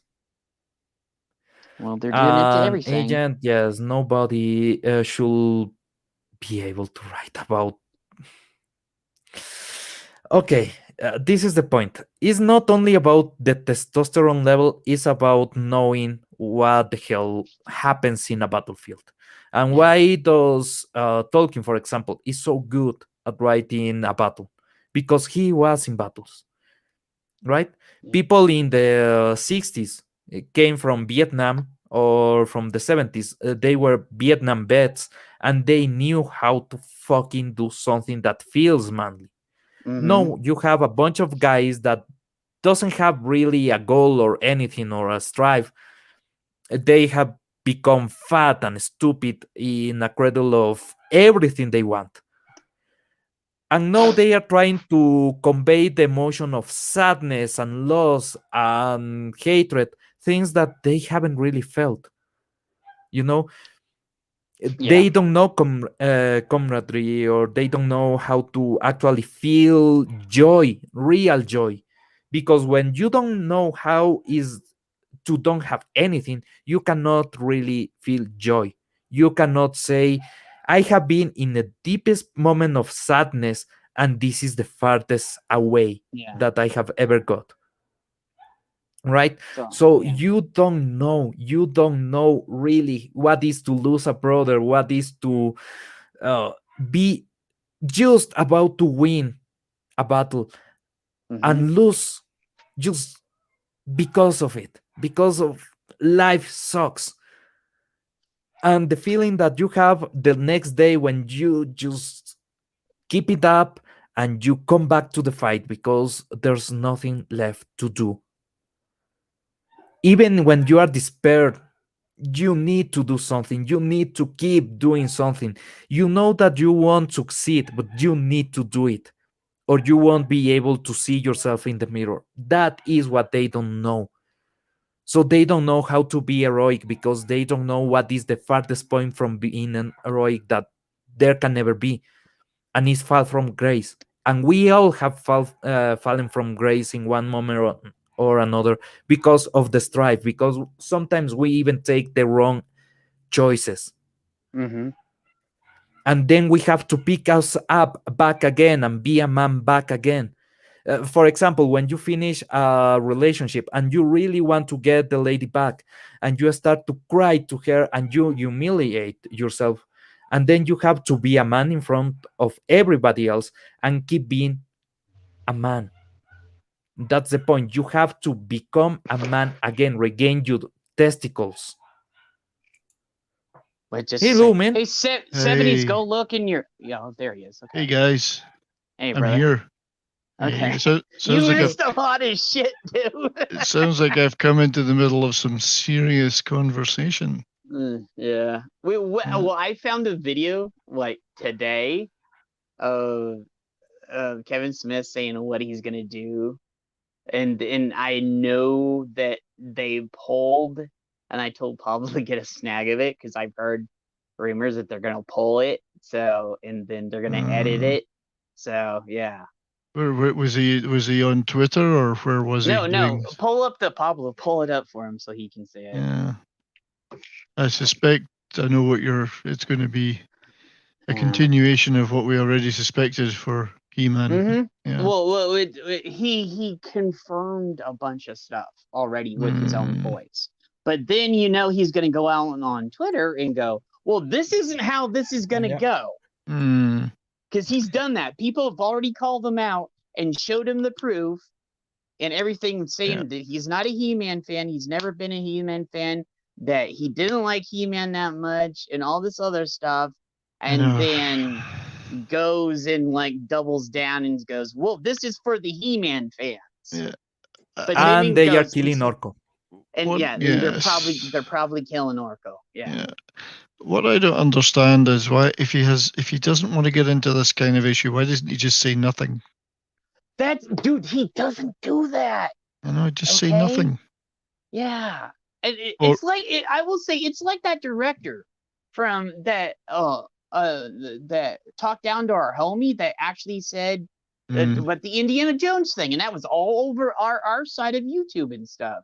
It was all over the and he talked down to him, okay, and literally was just degrading him and everything.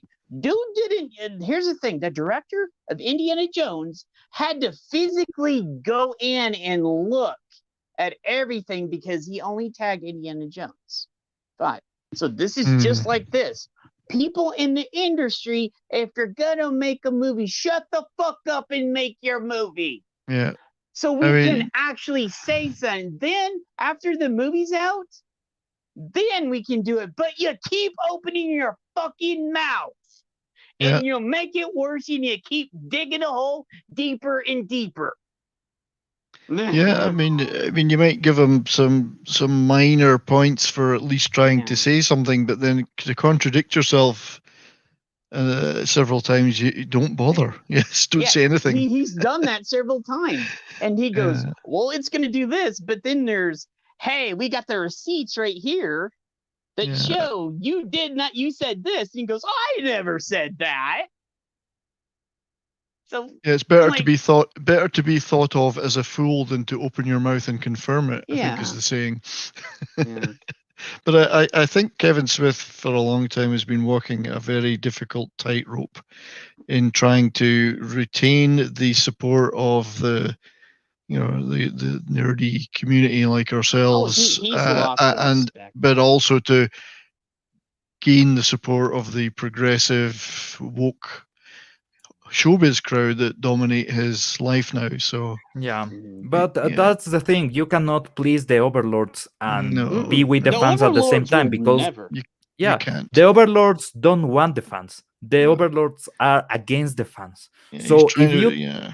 yeah, you are getting in this situation where you have to lie about everything and then you go into the Daily Motion and talk about how you are killing Orko and you didn't like him and you like Tila and everything is about Tila and Evelyn scrapping the cheese graters and fucking hell.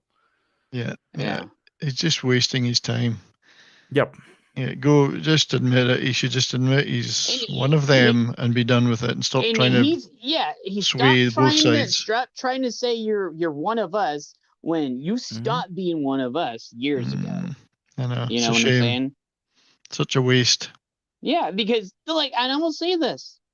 Mallrats is my favorite film. That's how I got to meet him and how I got to hang out with him for like 2 or 3 years at a comic book con. I stayed up in his hotel room with them and kicked it with them. Okay. Yeah, I used to have a ton of respect for him, but Yeah, and I, dude, Kevin was one of my favorite people on the face of the earth because he knew what we wanted. Like he got in the comics and did all like Daredevil and did other stuff, but then something along the way made him swerve. well, and just the business that he has to operate in changed radically, and in the last 4 or 5 years, it's changed even more radically. And he's made a decision that he wants to continue to work rather than to continue to stand up for what he believes in. Yeah. And suffer the consequences, but at least have support from us. But he's And dude, I have been seeing something in the fandom too, and I need to call this out too, because I have been talking with a lot of people, including my friends, and they are in this position where, for example, we were talking about The Last of Us 2, and one of my friends go, if Naughty Dog makes another game, I will buy it because I want them to have my money, because I love that company. And I was like, have you played the last 2 games they have made? Yeah, but you need to show your love. You need to keep your love. You need to be constant. Sorry, but you own nothing to the companies. And if the company does something that is shitty, you call them out and you tell them, go fuck yourself. They Stick this in your literally told fucking the ass. fans to go fuck off. They did. Yeah. They did. They They tried to take down Jeremy's channel. They tried to take down Brian's channel. They tried to take down Geeks and Gamers. Okay. well, they were taking down people's channels for having a meme about golf. Yeah. And this cocksucker is trying to get Geek Sparkles and Neon cancelled. So is exactly the same. Is these assholes going against the fandom, and the fandom in some parts going, okay, daddy, hit me more. And there's people that made him. The fans That's that made right. him. Bend are over and people get that are thwacked trying again. to they are trying to protect Loki, protect the Black Widow. They are trying to make it as everything is gravy, and it's not. It is not. That's the point. I do know people who believe that things like what Marvel are doing now on television and what Naughty Dog did for The Last of Us 2, they're perfectly fine with it and they think it's great. Yeah. And these are people I used to see very eye to eye with on a fandom level. Yeah. They're just as enthusiastic as they used to be. Yeah, I know people like that. I want to too, see man. what did you see what Ironcaster said? He says when a company sets a standard for itself, they owe you the standard they set. I'm looking at you, CD Projekt Red, and I agree with him because they did good on Witcher 3, and then they went and fucked up on Cyberpunk 2077 big time. I ain't gonna tell. There was a reason. Witcher 3 was good, but there was a reason why it was called Glitcher 3 in the reason for the first place. Yes. Mm. Until 1.3, you could actually break the game in some really interesting ways. Like there's a place full of cows, and when you kill enough cows, appears a monster that is really hard, but you can kill it really quick. and then you kill a lot of more cows, another spawns, and they start to spawn and spawn and spawn, and you can grind and get almost infinite gold and break the game. My favorite bit was killing the guy who looked the monster who looked like Jed in the Blood and Wine DLC. It was Blood and Wine. The one down in the sewers. That was my favorite moment. It's Jed. I'm gonna get Jed. I will respawn and come back, you bastard. I think it was Blood and Wine. I can't remember now. It might have been the other DLC. But yeah, CD Projekt Red. At least I would have to give them a pass in the sense that they didn't ruin Cyberpunk with diversity or wokeness. They ruined it by incompetence, which is that's even worse. It's slightly more forgivable. No, I'd say it's slightly more forgivable. But then they're like, oh, you can do anything in this game. It's a game. Yeah, this is the point. CD Projekt Red never blamed the fans. They blamed themselves, and that's something that is actually good. They fucked up. But they didn't win. Is the fans' fault, or is your PC fault, or your PS4 fault? Right? They went we kind of fucked it up. No, I did, and I think they want the fans back at least. Yes, they do want them back. They're still doing that. They're still, because I've had the game since launch. It's kind of like the fucking Avengers. There is only one game within the last 10 years to actually come back from a dramatic fuck you to the fans and to become a fan favorite. 76. I'm just kidding. No, it's No Man's Sky. Fuck Fallout 76 because I thought that'd get you going. Those motherfuckers still have broken shit in their game. How many years has that motherfucking game been out? And that I will go off on motherfucking Fallout 76. That game can kiss my ass because I paid into that shit. Pablo, I apologize. I pulled the trigger out of the grenade. I pulled the pin out of the grenade. I'm sorry. No, Jet. This is the fun part. You can still pay a subscription for Fallout 76. They can go fuck themselves. They're making you pay for shit that should be in the game in the fucking first place. But I agree with you. No Man's Sky has managed to pull itself out of the abyss, and I'm enjoying playing it. I'm just starting it. It's great. I know. Ironcaster Blizzard is a bunch of shit.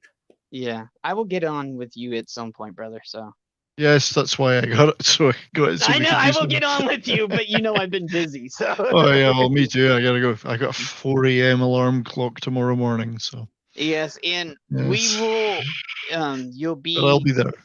I'm prepared for tomorrow, by the way, buddy. I was hoping you do that. And Pablo, I need you to prepare if you're going to be there tomorrow. I got a toy to open tomorrow. It's not something big. And you have a bunch of other things for it too? Yep. But I got something. It's not big, but it will be fun. It will be really fun. Because it's stupid. Let's admit it. I found one of the stupidest toys you can get. Oh, I love those. I love them. Okay. It's we're all pretty busy. I know. Okay. But in fact, I've just been working on a new video today, but made some progress, so that's good. Nice. Yeah. Sorry about when you touch those sensitive points that I've spit, especially in that motherfucking Avengers game. Which is another sore subject. The lady that was in Crystal Dynamics that made that game, she actually signed a petition to ban video games because they are too violent. Oh, fuck off. Well, and it was after she did the Avenger game. Yeah, best of luck with that. She made the Avenger game, but it's too violent because you had to have your fucking princess, that one chick that, you can't do anything. So basically, she made a shitty game and wants to punish all gamers who didn't like it. Iron, I'll shoot you a link, brother. Just a second. Final Fantasy 14 is another good example. It is possible for companies to pull themselves out of the mire, but they should never overpromise in the first place. And that's what CD Projekt Red did with Cyberpunk. We all got excited. I was excited. Thank God I couldn't get a pre-order. Did you get him the link or? Yeah, just say Iron. Go on Facebook. I sent it to you in there, brother. Okay. Yeah, we're gonna have the archivists on here today. We are. This is Saturday. Is it Saturday? I lose track when I'm on shift work. Tomorrow's the stream, and we still got to get some stuff for the movie for the mystery stream, finger quotations. I lose track when I'm doing these shifts. I keep forgetting what day it is. So it's Saturday, right? Okay. Yeah, it's Saturday, and I still. Oh wait, what time is it? Yeah, I still gotta go on at 8. Well, no, in about an hour, I think. Wait, I mean. Are you on Snowed Up later? Or? Yeah, I'm snowed up. So I gotta see. Oh wait, no, 9:15. So it's at 9:30. Yeah, I'll be in bed by then. I'll have to watch the replay. Yeah, okay. We're gonna do We're gonna do some Star Wars stuff tonight. So you know. No, I hate missing it, but that's. And I was like, the minute I saw that, I was like, "Come to the dark side. We have cookies." So I'm trying to think up of what my character is gonna be tonight. Ironcaster. Hello, Ironcaster. Caster of Iron. How we doing, boys? All right, buddy. Have you heard some shit we've been talking about? I caught a little bit of this stuff, just a little bit of Kevin Smith just outright saying that and not so many words that he kills Orko. Yep. Oh yeah, and that Evil Lynn and Tila are the two main female characters in fucking scissoring. The two main characters. They're the two main characters in a show about a He-Man. Yeah. So. Think on that. Yes. I mean, if they're naked, I don't care. I mean, it's poking, scissoring, poking, scissoring. They can do the whole show with those two alone. I don't care. They're gonna go around fucking scissoring, walking around. I must admit, I'm not. I have the clitoris. I have the dildo. What? I must admit, it's not a property that I care that much about. I only because I only care because I get furious is because I grew up like I was a total fucking He-Man fan. So that it's a sore subject with me. Like with 76 and like when I put money or some stuff into or stuff that I love, then you fuck it up, then I get pissed. Like, I'm just pissed in principle on your behalf. Dude, my whole country saw He-Man is something like a national treasure somehow. Yeah. I don't know why, but it's the case. And trust me, people here will fucking hate this. Yeah, it's just yeah. Well, here's since 70s is here and Iron is here, can you bring the video up that you got so you can show them? Because I don't think they saw it. Oh, let me get the video. There's a video. Just fucking start it from the beginning and we can go through it again. So yeah, it's been a pretty good day for me so far.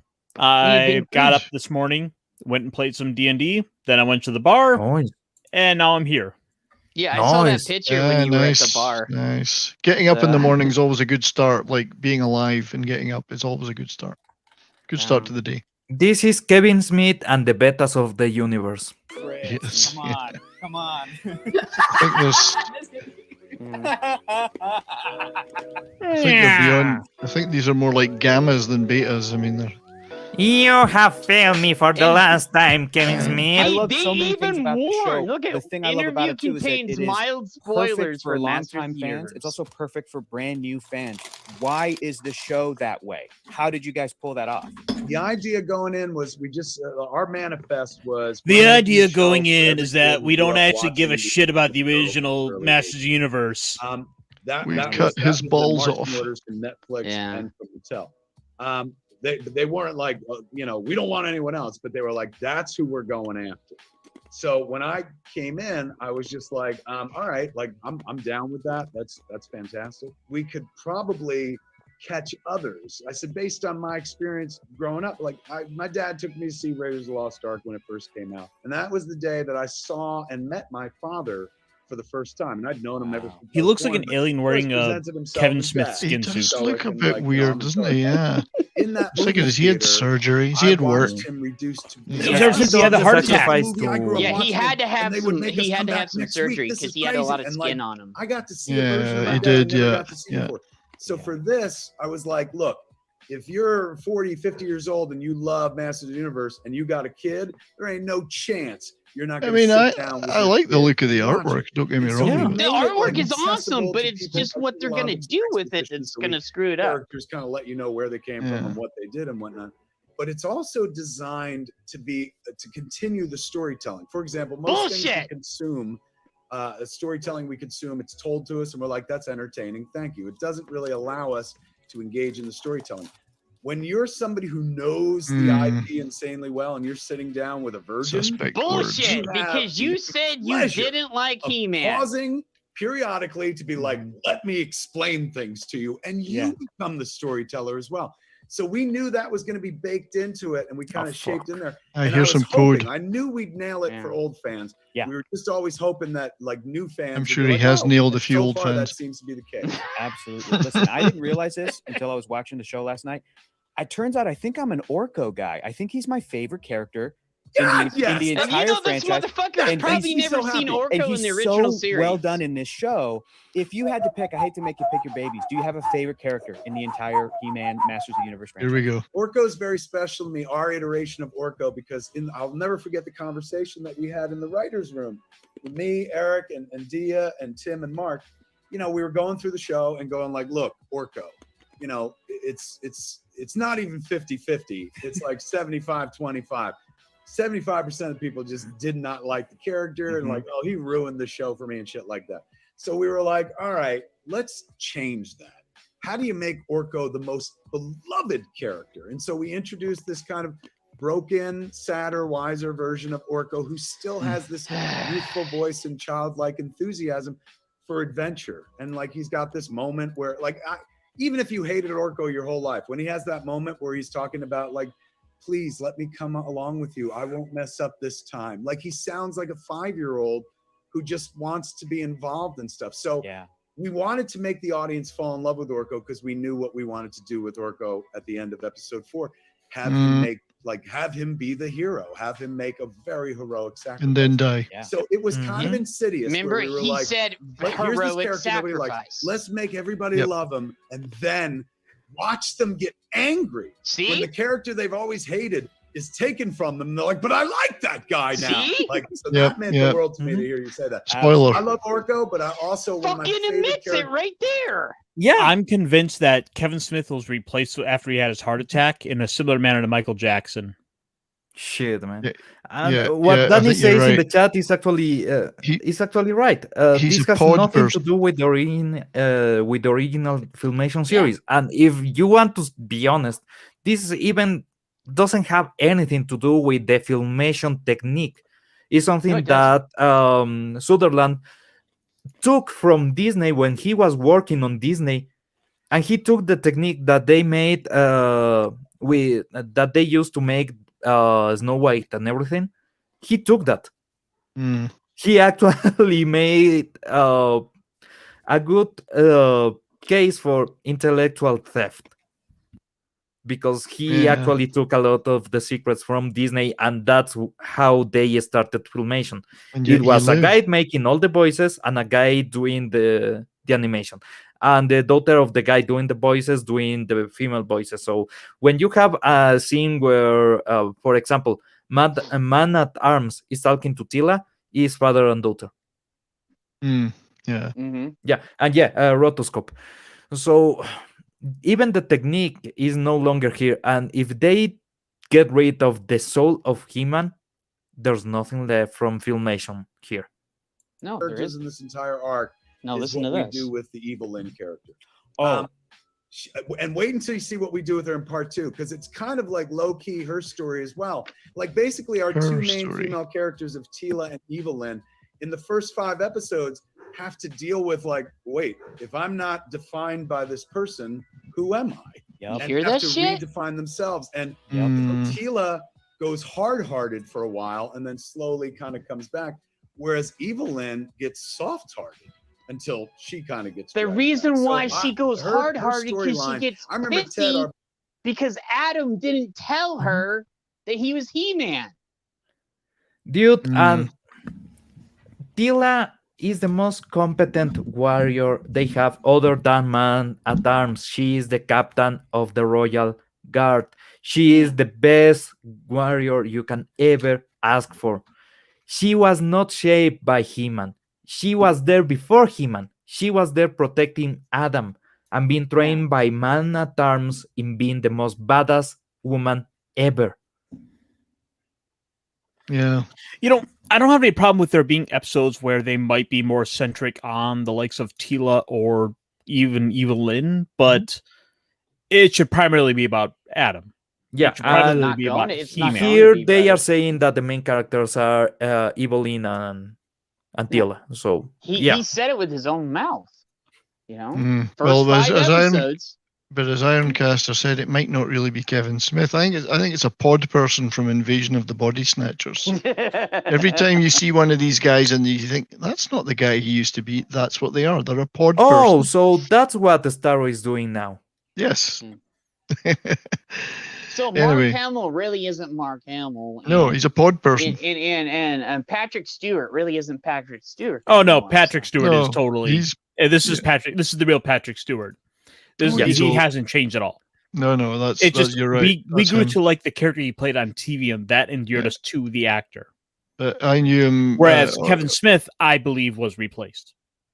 But I was aware of Patrick Stewart before he ever did Next Generation, and he was a insufferable Dune. prick. Yes, he was an insufferable prick even then. But sorry, did I say that out loud? He's a big. I don't know. What else? He's a Anyway. big wanker. He's a wanker, total wanker. He's right up his own arse. Anyway, It's- that's a diversion. Sorry. Yeah, My needless diversion. to say, I'm not really excited by what they're presenting, and I'd much rather go play Final Fantasy 14. Yep. Oh man. We were talking about resurrecting a game from the ashes of total failure. Did you talk They- about that? No They Man's Sky. literally did. Yep. They literally Sky. did that with Final Fantasy 14. They showed you the older game being destroyed, and that's Yeah. how you get to the Realm Reborn. Well, And okay. Final, I Furthermore, would to expand upon that, so they took the destruction of the original 1.0 version of Final Fantasy, Mhm. worked that into the lore of the original game of the remake. Of really, it is a remake of what they now call 2.0, a Realm Reborn, which is Yeah. the core game. Mm. And then to expand upon that, they then in the credits of the core game, they have the name of every player that was still active at the end. That's so cute. it's like all these characters who were still there, who were Mhm. still fighting to the very end of this clusterfuck of a game. They are now immortalized in the lore of the game. That's cute. That's yeah. awesome. That's awesome, dude. Good one. Dude, that's something that Japanese people are really good at. They really take care of the customer, and is for one simple reason. In the United States, you have a lot of people that want to consume a product, but other than in New York or Los Angeles, everybody is far apart. They have their Mhm. own space, they have their own place to live and everything. In Japan, you are really, really in a tight space. Mhm. Because It there's was super tight. Yeah, if you go to one of the mega cities like Tokyo, is different districts because they cannot handle the politics of a whole city with one single mayor. It's Yeah. impossible. It's really impossible. I actually saw one of my friends lives there, Mhm. and I saw his apartment, Mhm. and So- everything is so compacted in. Yes. So Mm. you have all these people, and there's millions and millions of people in a single place. It was 130 people, 100 million people in one single place at the same time. So if you want to sell 1 million of any item, you can. It is basically impossible that you don't get to a point where you can sell a lot of any product. But Unless you here's really the try. thing. He moved out of Tokyo Yep. and moved to a province where the place out on not in Tokyo but outside of Tokyo and all Oh, the it's empty. places. The places are bigger. The houses are bigger. Yeah, you have more if you go space. to the country side, it's really And he deserted showed because me his people migrated to apartment. the cities. Yeah, he showed me his apartment because he went to another city, Mhm. and he goes, "Dude, I have 3 times the space I had than I had in Tokyo." Yeah, my dream place in Japan is actually Kumagaya. It's a place Mm. where I will be so happy to live. But Yeah. that's the thing. You have so much people to buy your stuff that you actually start in a real competition from the get-go. If you are doing video games, you can sell a crappy video game and sell millions of copies. For example, the Tojo project is basically that. But why it becomes so big? Because there was so many people playing it. And there was so many people playing it because the communities of video games in Japan are tight, and everybody knows each other or knows someone that knows people on the next association or anything, and they share the game, and the game became big, right? Mhm. You don't Yeah. have that on the United States. Even with the internet, you don't have that intimacy between everyone to share the product. So you actually have to fight to sell it. Where here, even if you're on the interstates, being able to go as fast as you can, it could be hours before you go to the next major city, where you might go half a day. Oh, it'll Very take if you go Yeah. to go from Phoenix to Tucson. There's only one major town or something between Phoenix and Tucson. That's Casa Grande. Mhm. So, you So, gotta- Yeah, and for you're example, you Uh, know, there's. Oh, go ahead. I was going to say that's why even today, Pablo, you're right. Even today in the US, there's still regionalization of products. You'll have chains of certain stores are in one region, not in another. And certainly not that long ago, you had regional hits in terms of radio or TV that were not hits anywhere else in the country. It's still a little bit like that, even with the internet, but just Yeah. because it's such a big, diverse country, you know. But So in it's Japan, still a bit like something that. can go really big, really easy. For example, there are some animations that started as crappy light novels like Oreimo, right? Is about a guy wanting to bang his sister. And they is stupid. And then the guy made another light novel it's stupid called. funny though. Sorry, was this Yeah, in it's- Wales? We're it's talking really about the fun. Welsh now, yeah? This is the Welsh, isn't it? Oh, piss No, I'm off joking. about Yeah, as that. long as we're pissing on the Welsh, it's okay. Yeah, I but got Oreimo is Welsh actually fun. heritage It's too, one of so- the crappy series that I actually like because of Kuroneko, one of the characters that she is lovely. But anyway, then the guy decides that was too crappy to have a guy banging his sister. So he decides to make it adoptive sister, and he creates Ero Manga Sensei. That is another crappy fucking light novel. And it sold so many units, even being crappy, and everybody acknowledged that is fucking shit. But it sold so many units that they decided to give it an anime, and the anime became famous. I have a question. How hot was the sister? Like, was she really hot? She was a model, but she was 14. Yeah. Yeah, because you know, there may be a borderline here. I don't know, but No, she was a model. Well, in Japan, but, it's 16, she was. so, yeah. she's. I know it was the sister, but if she was hot, Isn't it? Wait, Pablo, isn't it like 16 in Japan? No, the age of consent in Japan is quite complicated to explain, but I know because it's it different. will go about- like this. It's different. is it different for gen- your sister from any other girl you might want to sleep with, or? No, the general rule on Japan is 13 years old as the consent age, but this is the catch-up. Each district has a different management of that law. So most districts are actually setting up the age of consent on 17, and there's only one district in the whole Japan, one prefecture where you can actually bang someone of 13 years old, because that's the only place where it is legal, but it's a remote and isolated place. In the rest of Japan, if you do that, you get fucked, because Yeah, and every you single go district. to prison, my brother. Yep, Indeed. is Yeah. 17. Which, in a small prefecture like that, it could easily be justified as it never comes up, so they've never really had to address Basically, it. yeah, exactly. Mhm. So Just to Even- kind of put into consideration when you hear something crazy like that, it's to step back and consider that maybe they just don't, it never comes up enough for them to really question it. no, Make it an it's issue, a more yeah. traditional kind of family there. And normally the parents, and why is 13 in the normal constitution? Because the parents are the ones that allow, even when you are 21, for you to have a relationship and fuck. So if the parents don't allow you to fuck, you cannot fuck. So there's Yeah. no need for a rule that says otherwise. That's the point. It's all about family. So the families are the ones in charge of the kids. And that's why the kids don't do any stupid shit. That's kind of. I feel like that's a segue into like a Fast and Furious joke. It's all about the family. It's all about family. You gotta bang your sister in the ass. Oh no, remember that. Dom! I don't remember that part in Fast and Furious. But I haven't seen the 9th one yet, so you never know.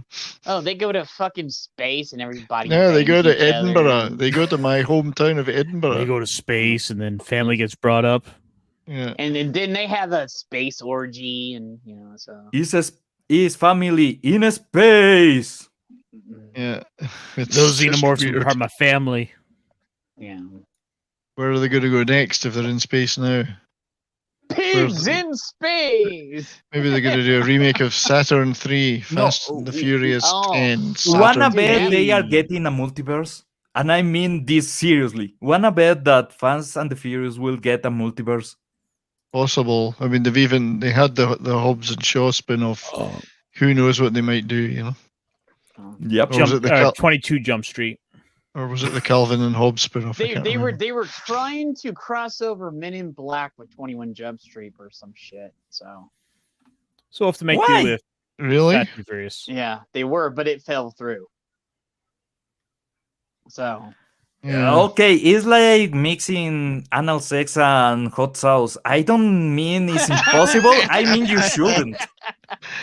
They ruined. I feel like I should have questions about that. and it's I like don't want to know anal the sex answers, and hot but sauce. I They- think you they- might want to know. They killed any interest I had in Men in Black by putting Tessa Thompson in it. So it's, They kill all your interest you had in men. Well, they killed your interest in men. So this is gay conversion, right? Remember. Men in Black, not men. I'm still interested in men. No, I'm just kidding.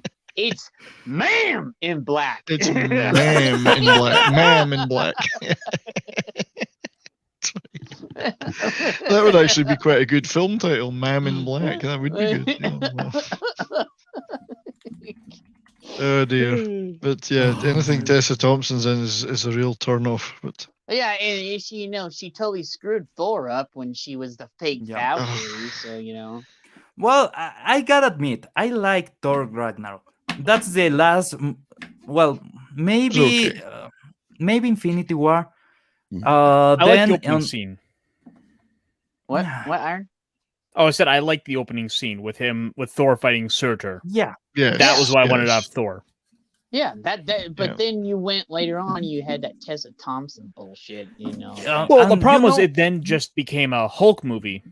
Yes, Yes, it did. it became Planet Hulk. and not a very good one. They did World Planet Hulk combined with Thor, and then they are trying to do too much.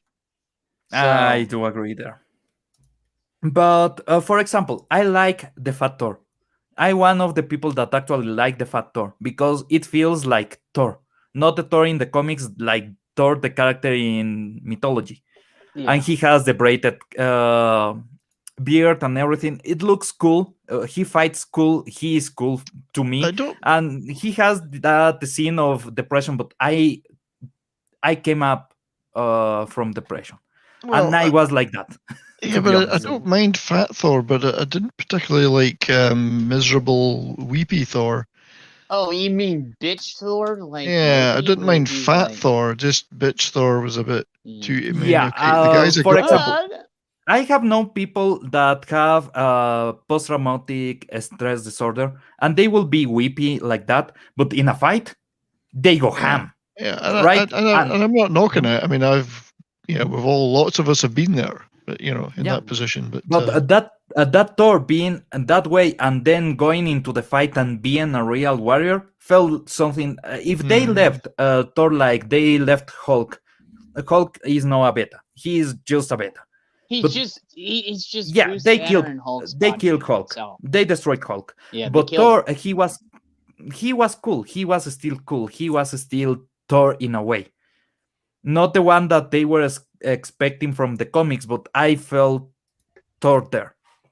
But the female characters, I don't like any of them. I don't like Zendaya as Mary Jane because she's not Mary Jane. No, I she's don't not Mary like Jane. Valkyrie because she doesn't feel like a real Valkyrie, right? No, she doesn't. No. I don't like Pepper Potts. Maybe because she makes candles that blew up with her Yes. by JJ, but she makes stinky candles, and now they explode too. Stinky. Why does this candle smell like fish? I wonder if she Hey, makes bread using no, her she own makes yeast. Good period piece candles. Does she make bread with her own yeast? I'm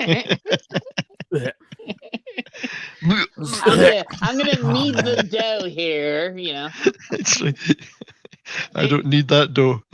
I don't like the button female and characters. yeast comes out, And that's worrisome. I Yeah, come you're from right. anime.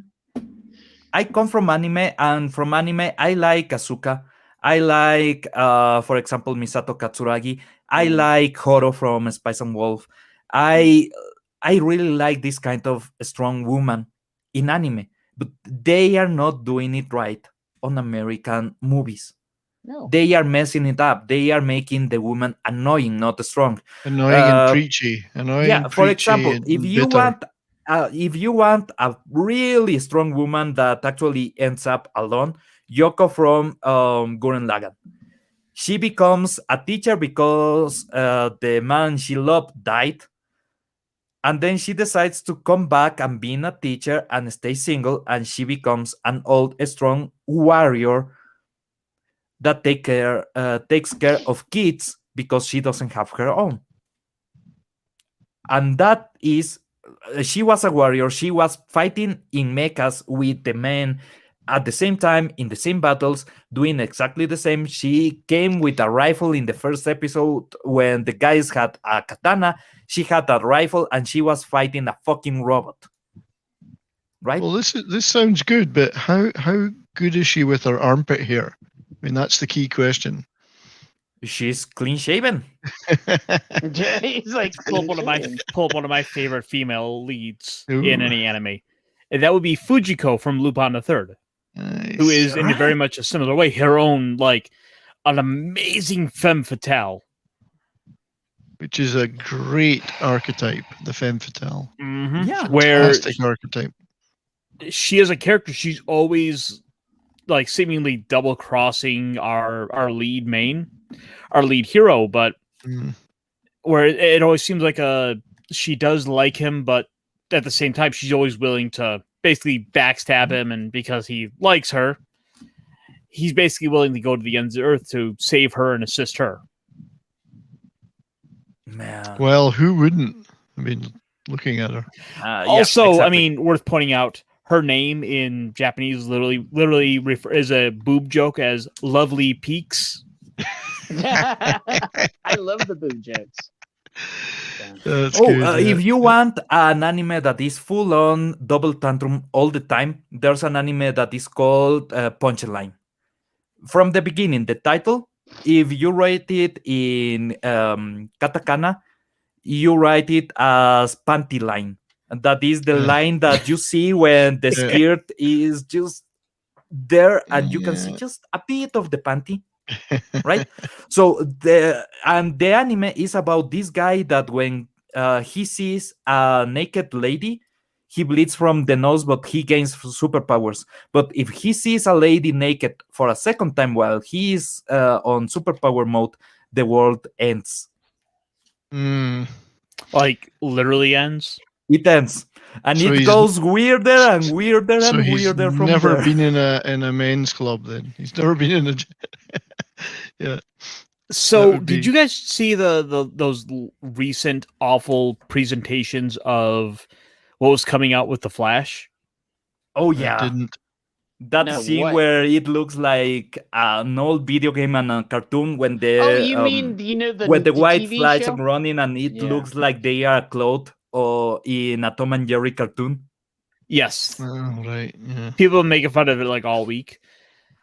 Honestly, like I had to go like compare, like surely like Japan has something much better out. And sure enough, I went and looked up like the most recent common or Ultraman series. Just to grab mine. Ultraman Z. Mm-hmm. Sure enough, the animation in it does in fact look better. Like they look like completely different franchises, different genres. Mm, No, this looks worse than Super Sentai, and I mean the original Super Sentai, and that was done with wires, fucking wires. Yes. Mm-hmm. super. man. Yeah, production now is shit. So speak. And we're speaking of- talking what is effectively Power Rangers. Yeah. Looks better than the Flash. Isn't that weird? Eh? Let's say that Rita Repulsa, way better villain than any villain right now from any Marvel franchise. If you want to do a really good villain, you could have done Hela like Rita Repulsa. And we have a gentleman here. No, Just pull up a is screenshot Ultraman. from it. Okay. Like Mm, this is the show I'm talking about, Ultraman Z, Man, which nice. is available on YouTube. You can watch it like right now. All right, that's cool. I'm gonna go get that added to the wish list. add it to the torrent. Oh, No, sorry, just, did I you say just that? watch it on YouTube. Did you say that out loud? I'm just kidding. Yeah. No, there is not boobs. Okay, or naked Ultraman play Trigger. on YouTube. I sat down. I watched the first episode of it on YouTube the other night, and I was baffled. Like, this looks better than what the CW is putting out. I'm just going to subscribe to that Ultraman channel right now. There we go. It really looks way better, man. That looks really nice. Yeah, it's sharp. It's very sharp. Yeah. Yep. Oh, the explosions look crisp. Let me see if I can find some Crisp. Yeah, crisp is the word. Yeah. other. And mind you, it's a series that basically throws you right into the action from the first episode, where like, oh yeah, it literally within the first 5 minutes, there are some giant monsters attacking the city, and there's like a basically That's like a a- military organization whose job is solely to go and take care of these monsters. Isn't that Okay. a very unusual theme for a Japanese show? Yeah. Giant monsters attacking This city? is- I've never heard of that before. This is something that we really need right now. We need a reboot of VR Troopers. Yes. I wouldn't I mind that. welcome all of it. VR Troopers, Power Rangers, Mystic Knights of Tirnanog, and so on. Well, interestingly enough, my 4-year-old granddaughter loves the Power Rangers, which I find very significant. It's Yeah. it's honestly the perfect age to get into that show. Yes. She loves them. Yeah, she can't get enough of it. And any era of it, you know. So I think there's If- obviously an enduring appeal there. If she likes that, she might also like Ultraman, which Yeah, make- is the Sentai series that really started all that because Mhm. it basically started from just leftover Godzilla sets. Yeah, I might suggest to my daughter that she shows it to her on YouTube. So see what she thinks. This is what Japanese people can do with leftovers, and then we have American movies right now. Well, the leftovers are what are sent out as the primary shows now. I mean, they don't. It's not that we're getting the leftovers with everything Yeah, now. bat whamming. So, Whamming. And look at the Marvel shows. They're scraping the bottom of the barrel there. I used to Did you- love Wanda, and now look what they've done to her. Made her a villain, That's- really. So, That's the main reason why I hate, and I really hate what they did with Black Panther. The CGI on the last fight and everything, and fucking hell, it's like they really take these side stories and they go, it's unimportant.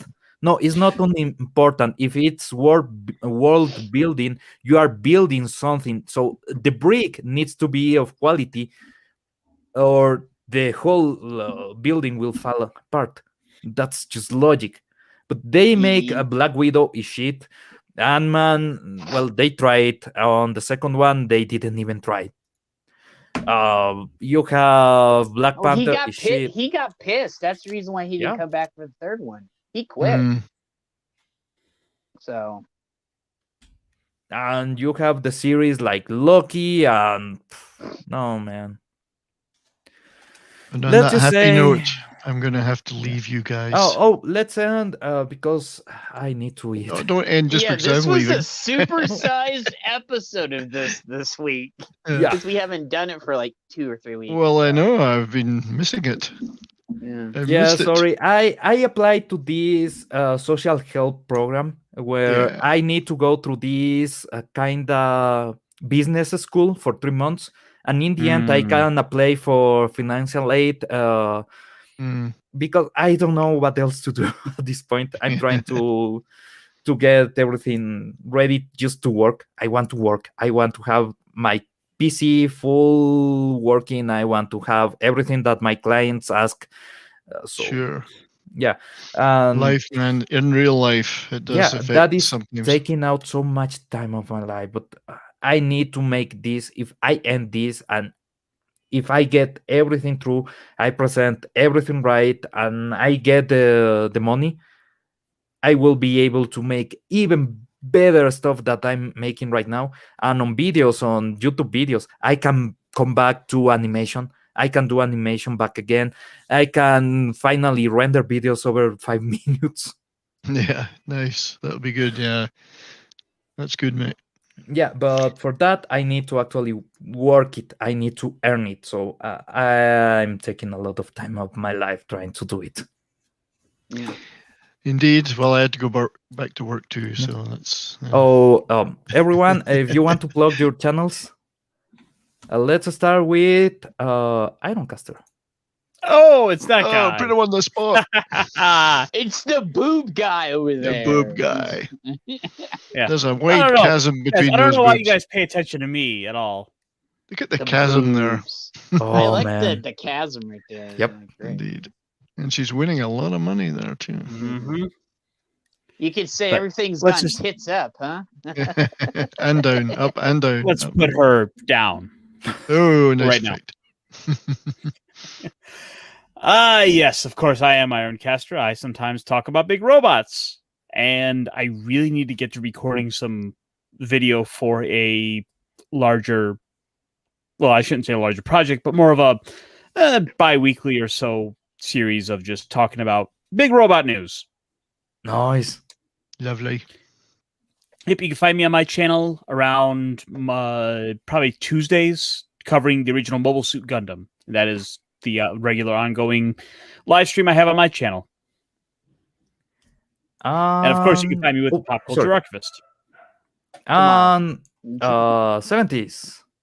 I am that 70s rock fan, and I do have a little channel. I'm just working on my next video. It's like 80% done, which is another one of my science fiction book videos, this time about Greg Bear's epic Eon.